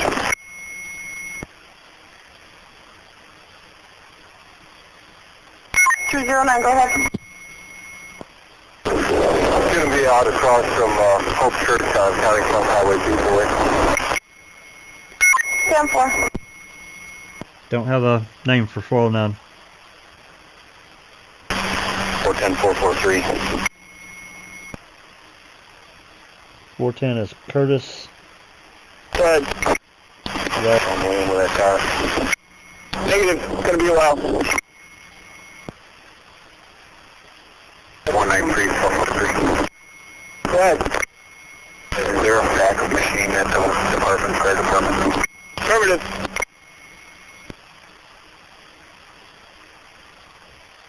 Don't know who 493 Give is. me that number, Kevin. 755-2345, 755-2345.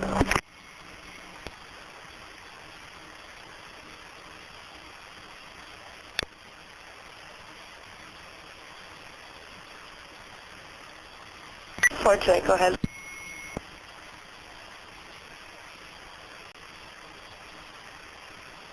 Sure.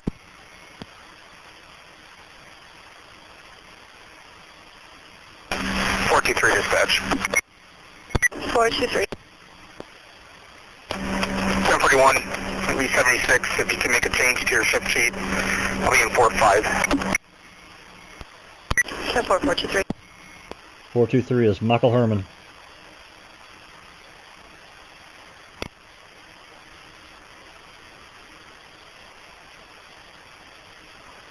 Dispatch 423. 423. Just got an ETA on WPS of 20 minutes. 10-4.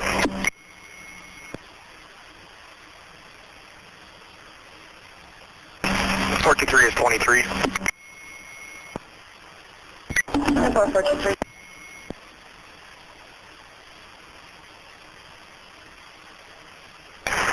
453, 420. Go ahead.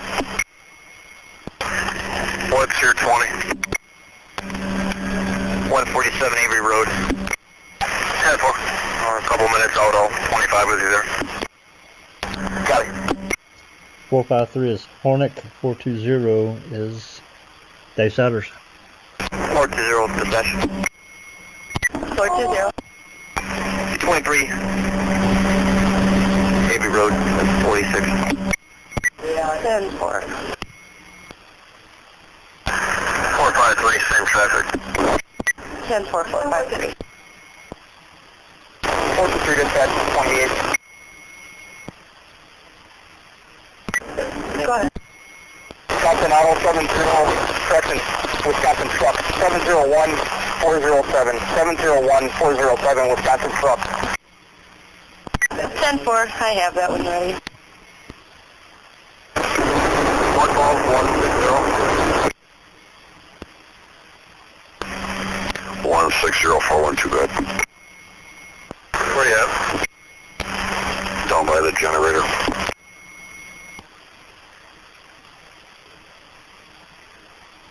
204 was with you.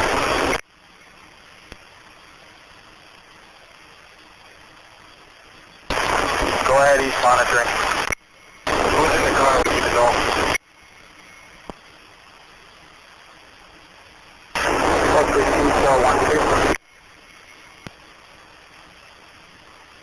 Quit. Down here at the residence.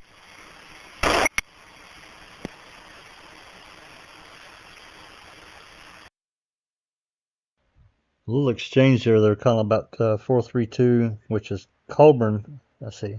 Yeah, that's Colburn, and he's at the house with Remaker and the rest of the gang. But it's a really terrible transmission. I'm having a really difficult time hearing it because there's so much static. I'll back it up and we can hear it one more time. Somebody's calling for him though. He was talking to 160, which is Shemek. He asked where he was, and he said he was down by the generator, wherever the hell that's at. So I'll back it up and we can listen to it one more time and we'll continue.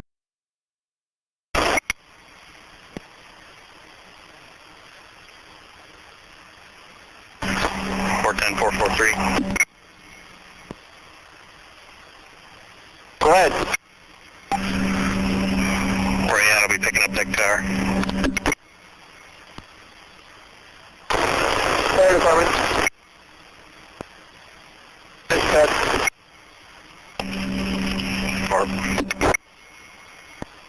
Thinking about they're talking about that deer strike. 204-412. That's link 204.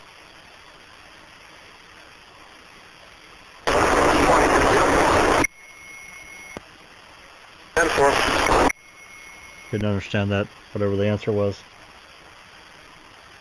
423 dispatch. 423. I'll take that 28 information, and I'll have a 27 for you if you don't already have it. 287014007 is on a 2002 Ford truck, red in color. Expires 8 of 6 to Todd A. Kohlmeyer. 5220 Clifton Road, no hits. I'm showing Nathan as a caller. I don't have a 27 though. 10-4, same last name, Kohlmeyer. First name Mason, and Mary A. Adam S. Sam, Ocean and Nora. Middle initial A. Adam, male unknown, date of birth 033088, 330 of 88. 423 is Michael Herman. Dispatch 423, here 27. Go ahead with it. Also for your 43, this is going to be a reportable crash. I'll take my incident number and times, and then I'll have a document number for you when you're ready. 10-4. He is valid. Be probationary. 58135 Brown Green, no one. Expiring 3 of 7. Same address as the 28. Your incident number 8887, 8887. Time of the call 1936, 1936. You're 23 at 2037, 2037.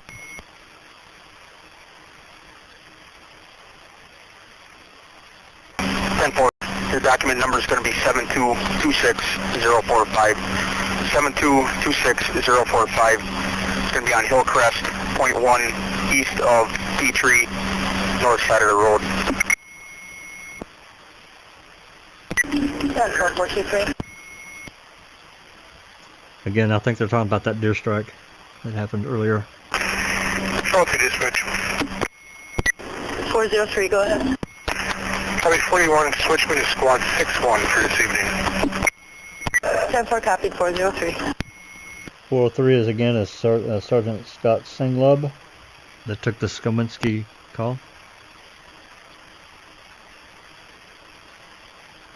403, 193.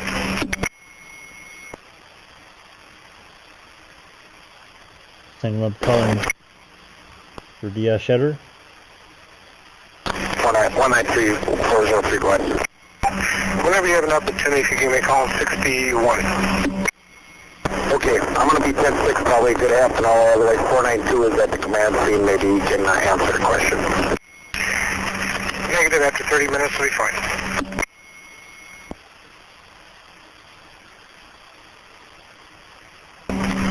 423 dispatch. 423. Reference to Mason party, can you check to see if he's got any prior violations, too fast for conditions within the last year? That's negative. He's got a clear record. 10-4. Again, 423 is Michael Herman.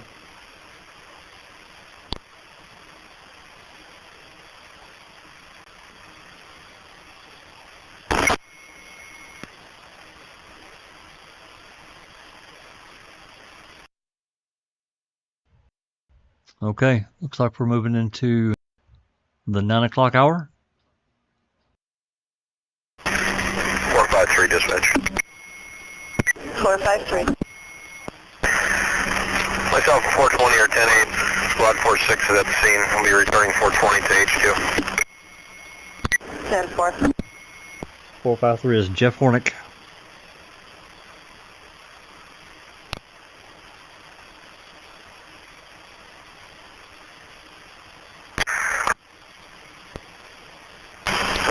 Dispatch. 410. Being 66. 10-4.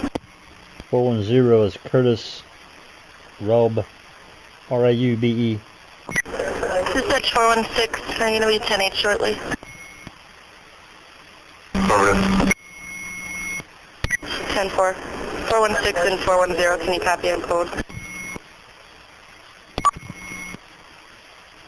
Go ahead.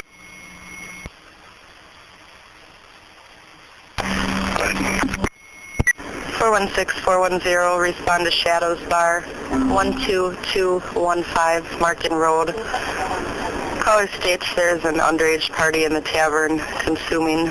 Name of Benjamin Dekanich. He is born in 85. Sitting at the bar wearing a Cleveland Fire Department sweatshirt and a hat.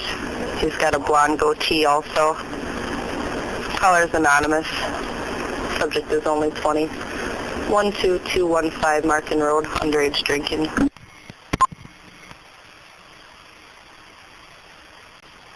Four 416 is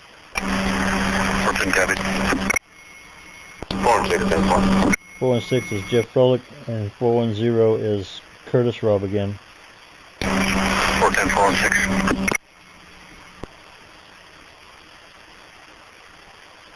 I believe I saw a couple of raincoats hanging in one of the interview rooms. Want to grab one of those? Apparently my unit doesn't have one.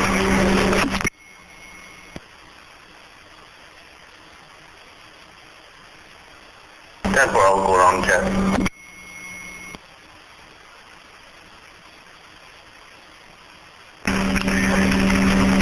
Flow 3492.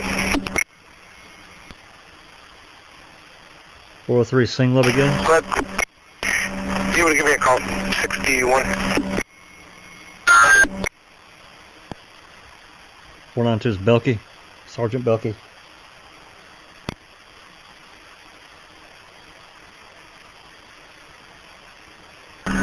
Dispatch. 416. 464, 76. 44. 416 is Jeffrey Froelich again. 403.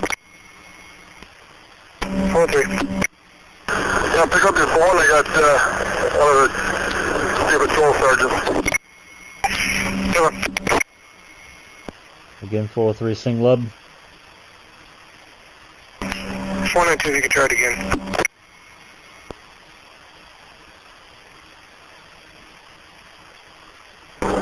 One 93403. Go ahead. What number you have? Give me about a minute, I'll be in 61.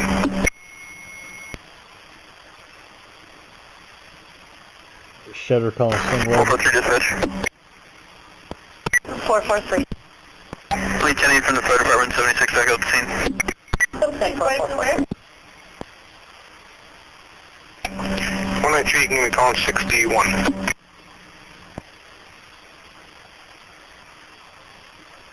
.453 dispatch. 45. Myself 420 106 HQ. 445 420. 453 again. That is Jeff Hornick.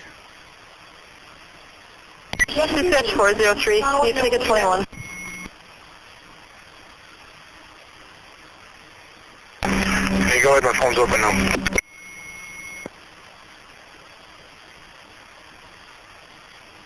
Dispatch 492. Can you copy and code?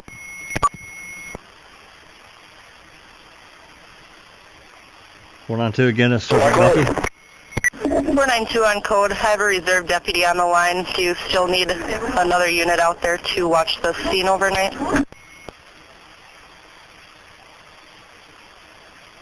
Tom, I'll be there in a second. Dispatch, tell him to stand by his phone. We'll call back if we need him. A couple minutes. 10 for thanks.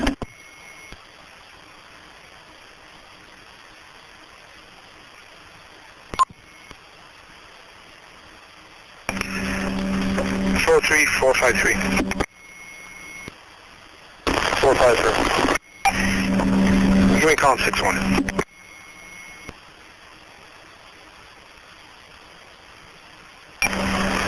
Dispatch. 423. 1024. 10 423. 423 is Herman.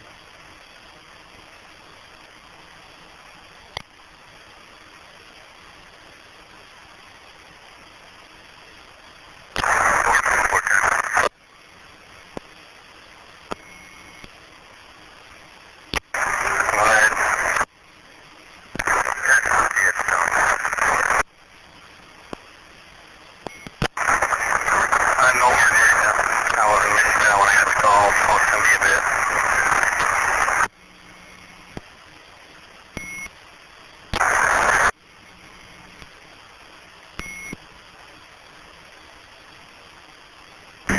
453 dispatch. 453. 10-8. 10 453. 420 dispatch, 10-8. Squad 65. 10 4420. 420 Siders. 453 dispatch. 443. Lieutenant from the scene, 76 HQ. 10 4. 443 is Kevin Pace.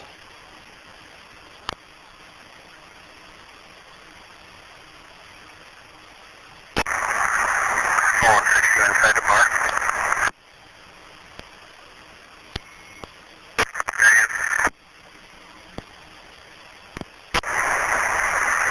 Turn the next off 42.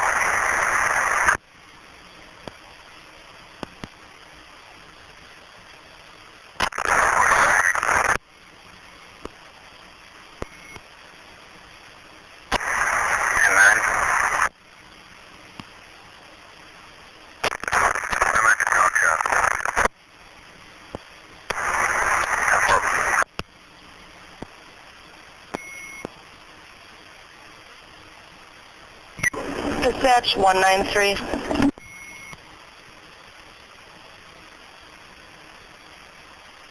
Dispatch to any unit at the command center advised.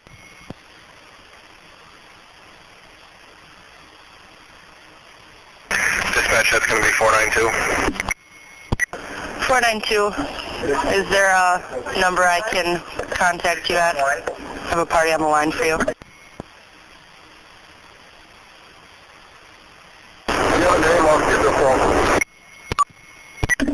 It's DA Greasebach. 492 is Sergeant Belkey, and Greasebach wants to talk to him, I guess. Go Go ahead. That person 973 4 10-4, thank you.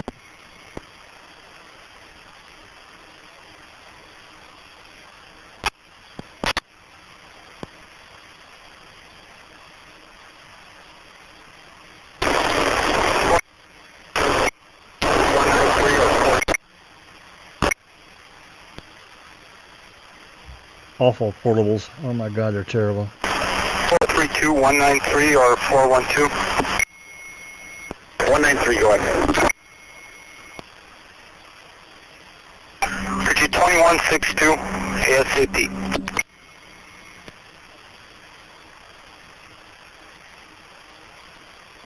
Dispatch 420 with a 10-100.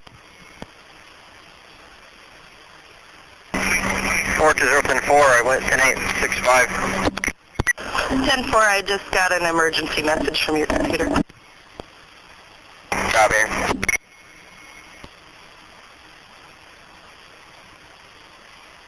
4 and 6 dispatch. 4 and 6.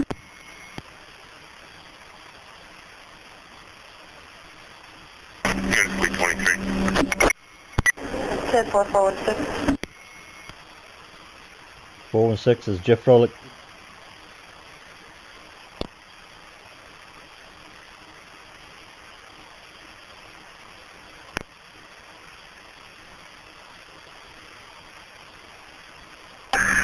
$412, $492. You have 4 out there I can reach on.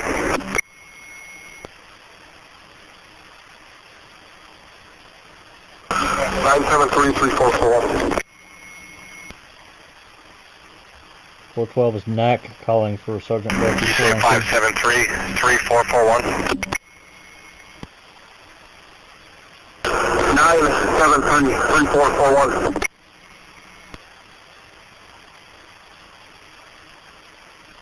193 dispatch. 196.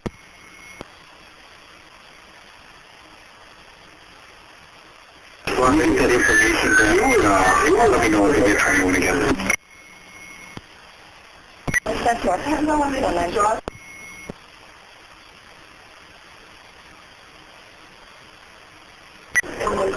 Dispatch 193, you can give me that 21. 193 again is the Shutter. Okay.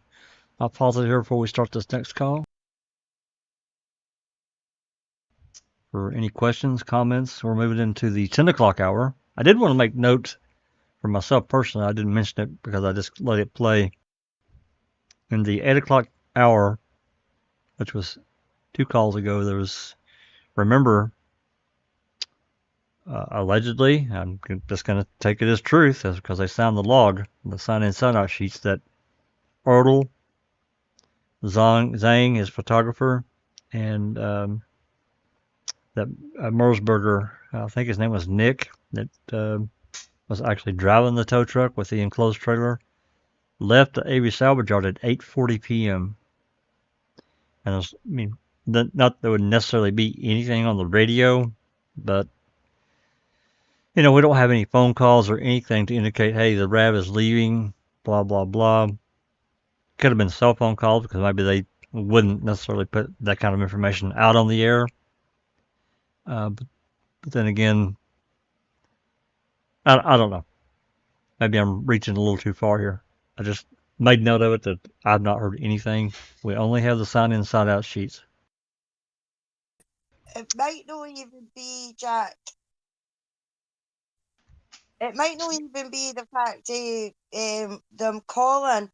You've got to remember on, like the old CB radios and things like that, if you wanted a private chat with somebody, you would say, go to channel 10 or go to channel 25. You know what I mean? And it could be something like that they've done, and they've went to a separate channel where it's not gone through the dispatch. Or it could be a call. Yeah, I mean they have whisper mode available. That they could relay that information that we would, again, whisper mode or ghost mode on a radio is one radio. These radios were equipped with certain crystals or electronics, and if the receiving radio didn't have that same crystal, you couldn't get the ghost mode. You couldn't hear they couldn't communicate. So, but these cops have it, these police radios. So, but they had their cell phones too. So that was certainly a means of communication. Again, I don't know that they would necessarily put that out on the air. So, anything else in chat? Questions, comments? I've been trying to kind of watch it, but I'm kind of watching trying to get these badge numbers to a name announced as well. So Yeah, no, we're all good with the looks of it, Jack. Just conversation going on about the dogs and that with Scooby. Scooby says that she could get Zoe to go out there and she'd probably find something. right. We've probably put Susan asleep, or she's eating supper and doesn't want to admit to it. No, I'm not asleep. I'm here. Okay. But no denial on the dinner though, Jack. Yeah. Okay, this call here is a 14-minute call, and we'll see where we're at when we finish this one. The one after that one is a minute. We'll probably do that one. Then after that, it's a 25 second. We'll probably try to knock out a few more of these, and then call it a night. We were on pretty long last night, so we'll see where we're at. Any questions and comments, and go from there. All right, here we go. 10 o'clock hour, and this is a 14-minute exchange.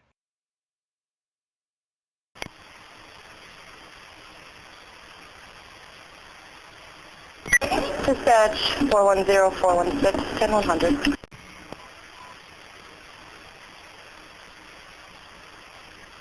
Confirm. 10410.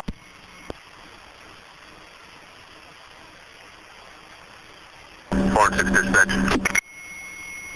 416. Engine number and 23 time. 416 incident 8888. 8888. Time on scene 2149. 2149. Check.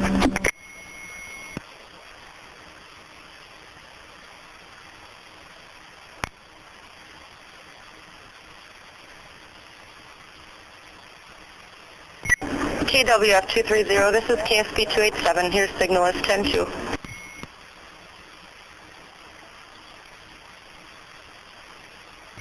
KSP 287, 2204 hours.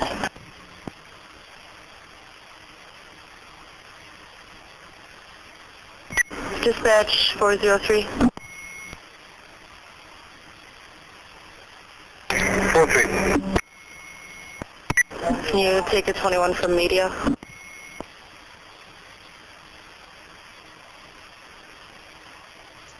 Three single. It's regarding Houston up north. About to get hold of 193.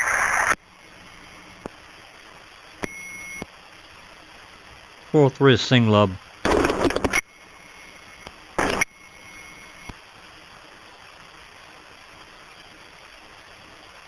Dispatch 193. Can you take a 21 from media?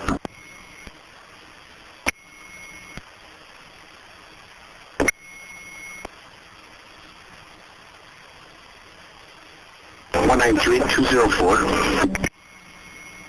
Go ahead.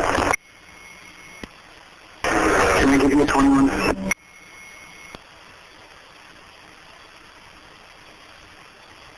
That was Cheddar. 204 193. We're going to be there in about 2 minutes. We're just leaving. That works perfect.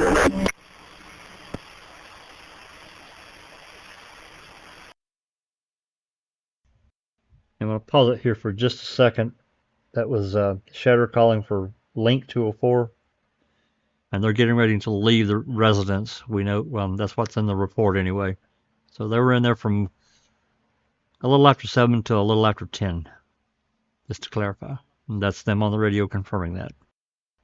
He said they're getting ready to leave the residence in about 10 minutes. So, there you go. Continue on.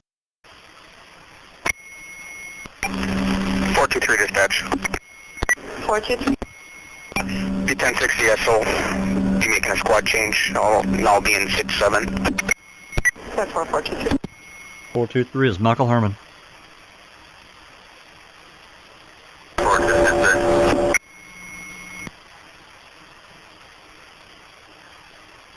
416. What's the address of the 12215, 12,215 Markin Road.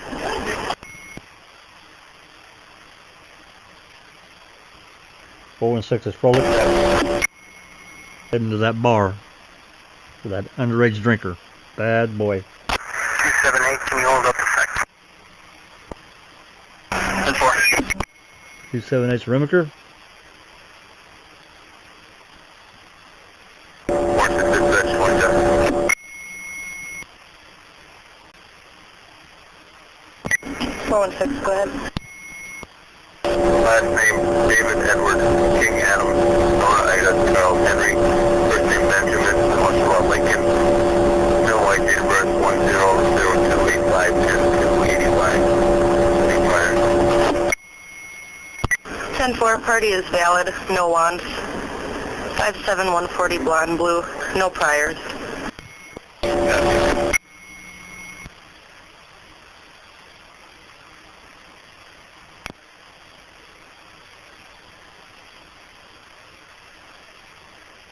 193, 160. Shedder calling Shimmer. 193, 160, 160.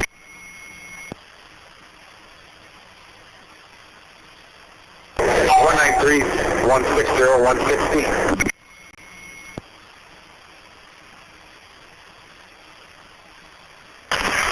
160, 193. Are you available by phone? Affirmative, 323, 4223.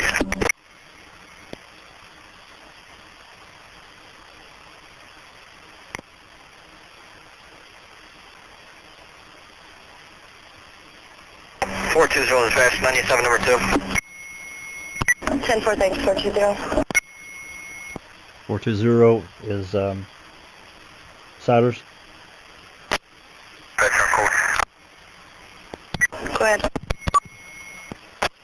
Put a note, if you have the media, there will be a media release by Call County Sheriff at 1:30 p.m., 13:30 hours at the Michigan Fire Department.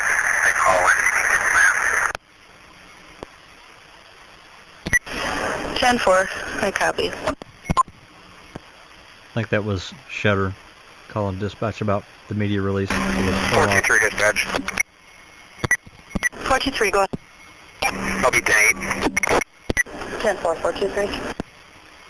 423 is Michael Herman. 744 dispatch. 744, go ahead. 1042. 744 is 10-4, Mike. 744. Is Mike Grosso. Never heard that name.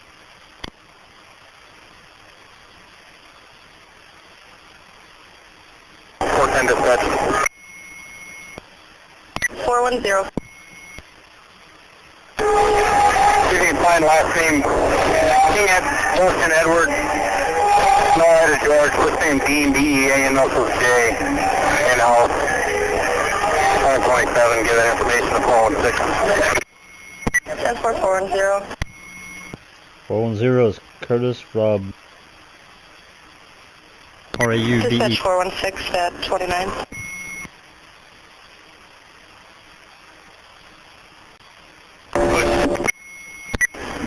Dean Koenig is valid, no wants. 58130 blonde blue.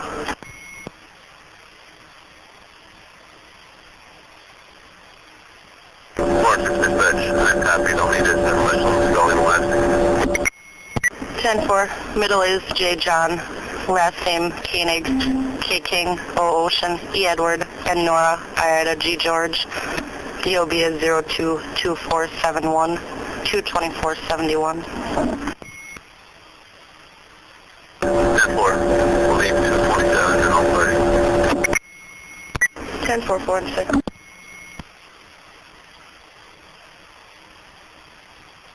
Dispatch? Yes. Keith Peterson 701 is going to be going up to the receipt. Okay, thanks. You got 59 and you can log me and Kevin 42. Alright, we'll do.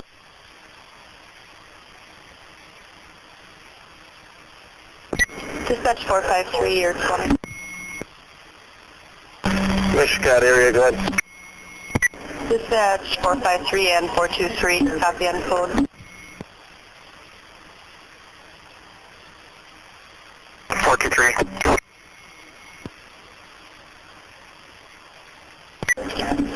423, 453. I have two residences that need to be checked for the Martinez party, who's the suspect in the attempted homicide in Manitowoc. They received information that the suspect, Andres Martinez, may be at 931 Ladderon Drive, 931 Ladderon Drive, the Donald Madden residence, or at 2632 West Xander, 2632 West Xander Road, the Arthur Madden residence. They're requesting both residences be checked for that subject. If he is located, use caution.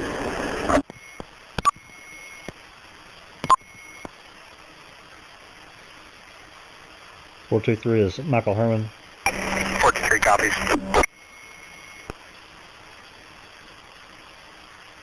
453 copy.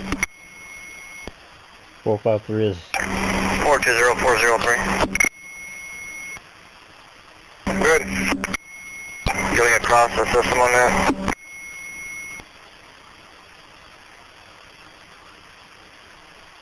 Negative, I'll be able to do it. Copy. Dispatch copied also.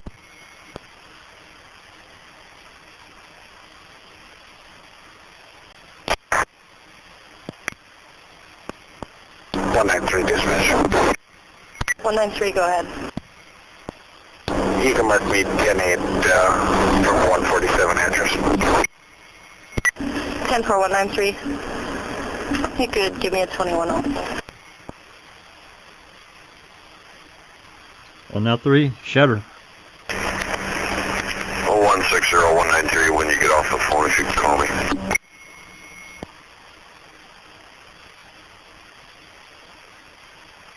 204 dispatch.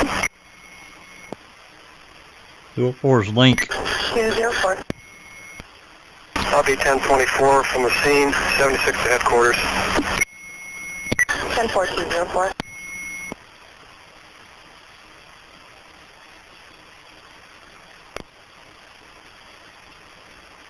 278 dispatch.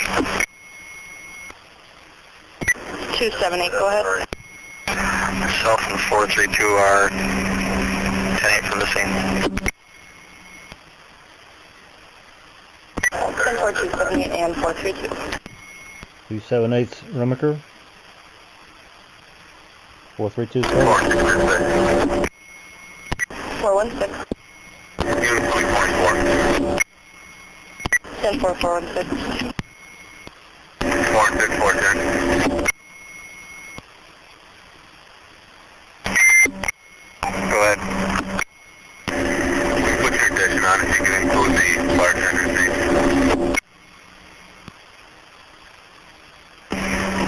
Ancient Town Shop.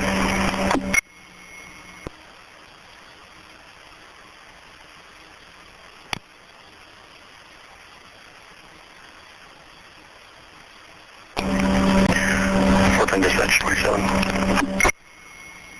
410. Dustin Prawns, Frank, Robert, Adam, Nora, Zebra, first name Tracy, TRAC, Lima, Jose, Adam. Female 011077. 11077. Just hold that. 10-4-4-10. 410 is Curtis Rob, R-U-B-E. Rob. 167 radio turned on. Is that what you needed?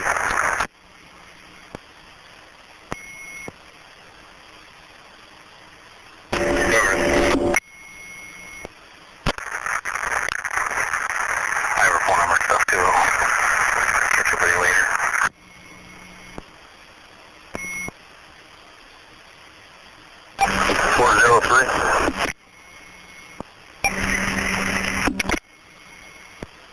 Good.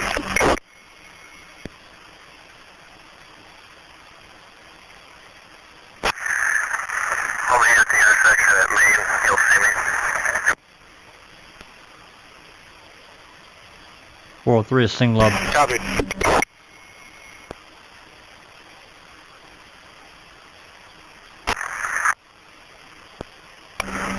Fort dispatch. 410, go ahead. I didn't call him 24. 10-4.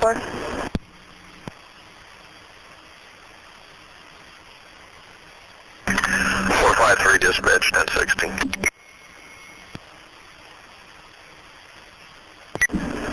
10-4.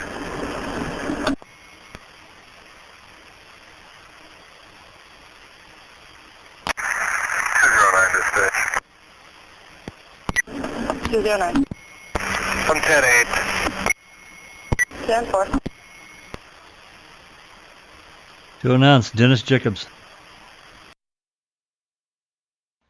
Listen to that call. 204 dispatch. 204. I'll be 10-6 headquarters. 10-4, 204. 204 is Link. This is the 11 o'clock hour. 204. Go ahead. Any problems if I go 42 at my 92? 10-4. 10-4. 0700. Affirmative. 10-4. 432 dispatch. 432, go ahead. Solve 278, 1042. 10-4, 432, 270. 432 is Colburn.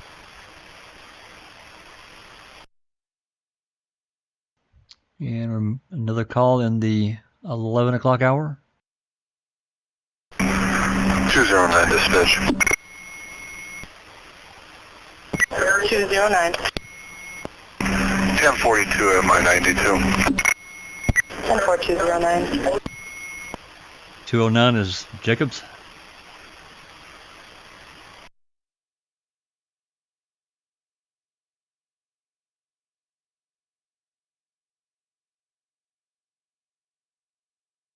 Okay, we're moving in close to the 9 o'clock hour, and this now we're going to be starting at 6. So I think I want to break it here. This is a good natural break. Unless people just want to continue listening. We've covered the 5th, everything that we got last year. So that sound good to everybody? Susan? Alice? Sounds good to me, Jack. Yep. Dinner time. Oh, you hear the dinner bell ringing? Well, I kind of do too. I do. Yeah. I have a question. Yep. You keep saying, let me see, 423 is Mike Herman. I don't think I've ever heard of him. Is he a brother to Todd and Yeah. Rob or whatever? Okay. Yeah. Yeah. He's a brother. Okay. Yeah. There's 2 of them, 2 Hermans, and you don't hear as much about him as you do Rob. Okay. What day was Thank it that Earl was under the pile of clothes, Jack? Was that the 9th? Yeah, it had to be the 9th. Yeah, I think that's correct. It was the 9th. Well, talking about Earl, I've mentioned it before, this interview that he gave, and we've got such a huge gap of the interview is redacted, and I can't get a clean copy. And then given what we're hearing now, here years later, it just opens up a huge hole for me. I mean, you literally have, it probably, if tape 3, I mean, why would they even include a tape 3 and redact the whole damn thing if the interview didn't continue, at least to part of that? So, Yeah. at minimum of an hour gone, and I just don't understand that at all. But it is what it is. Just a second here. Get this turned off. It almost seems like they're taunting you. It's like, yeah, that was there, but you're not getting it. Yep. I'm just kidding. But Well, I mean, I've asked, I've been denied twice from the DOJ about getting the full thing. They're saying redacted because of this, that, and the other thing, but they've not really given me this is an interview, If there was something in that interview that was used in any conjunction, we should be privy to that, and so should the defense. Certainly should have been privy to it. Of course. Yeah, so that's why I question it. All right, we've been rolling here 2.5 hours, kind of a little bit of a shorter open mic, but I think this is a good natural break, and we'll start the next time we do dispatch calls or these radio transmissions. I'm sorry. We can start directly on the 6th, and that'll be mixing in another day with it. Sounds So good. So with that said, is there anything else anybody's got? Nope, all good.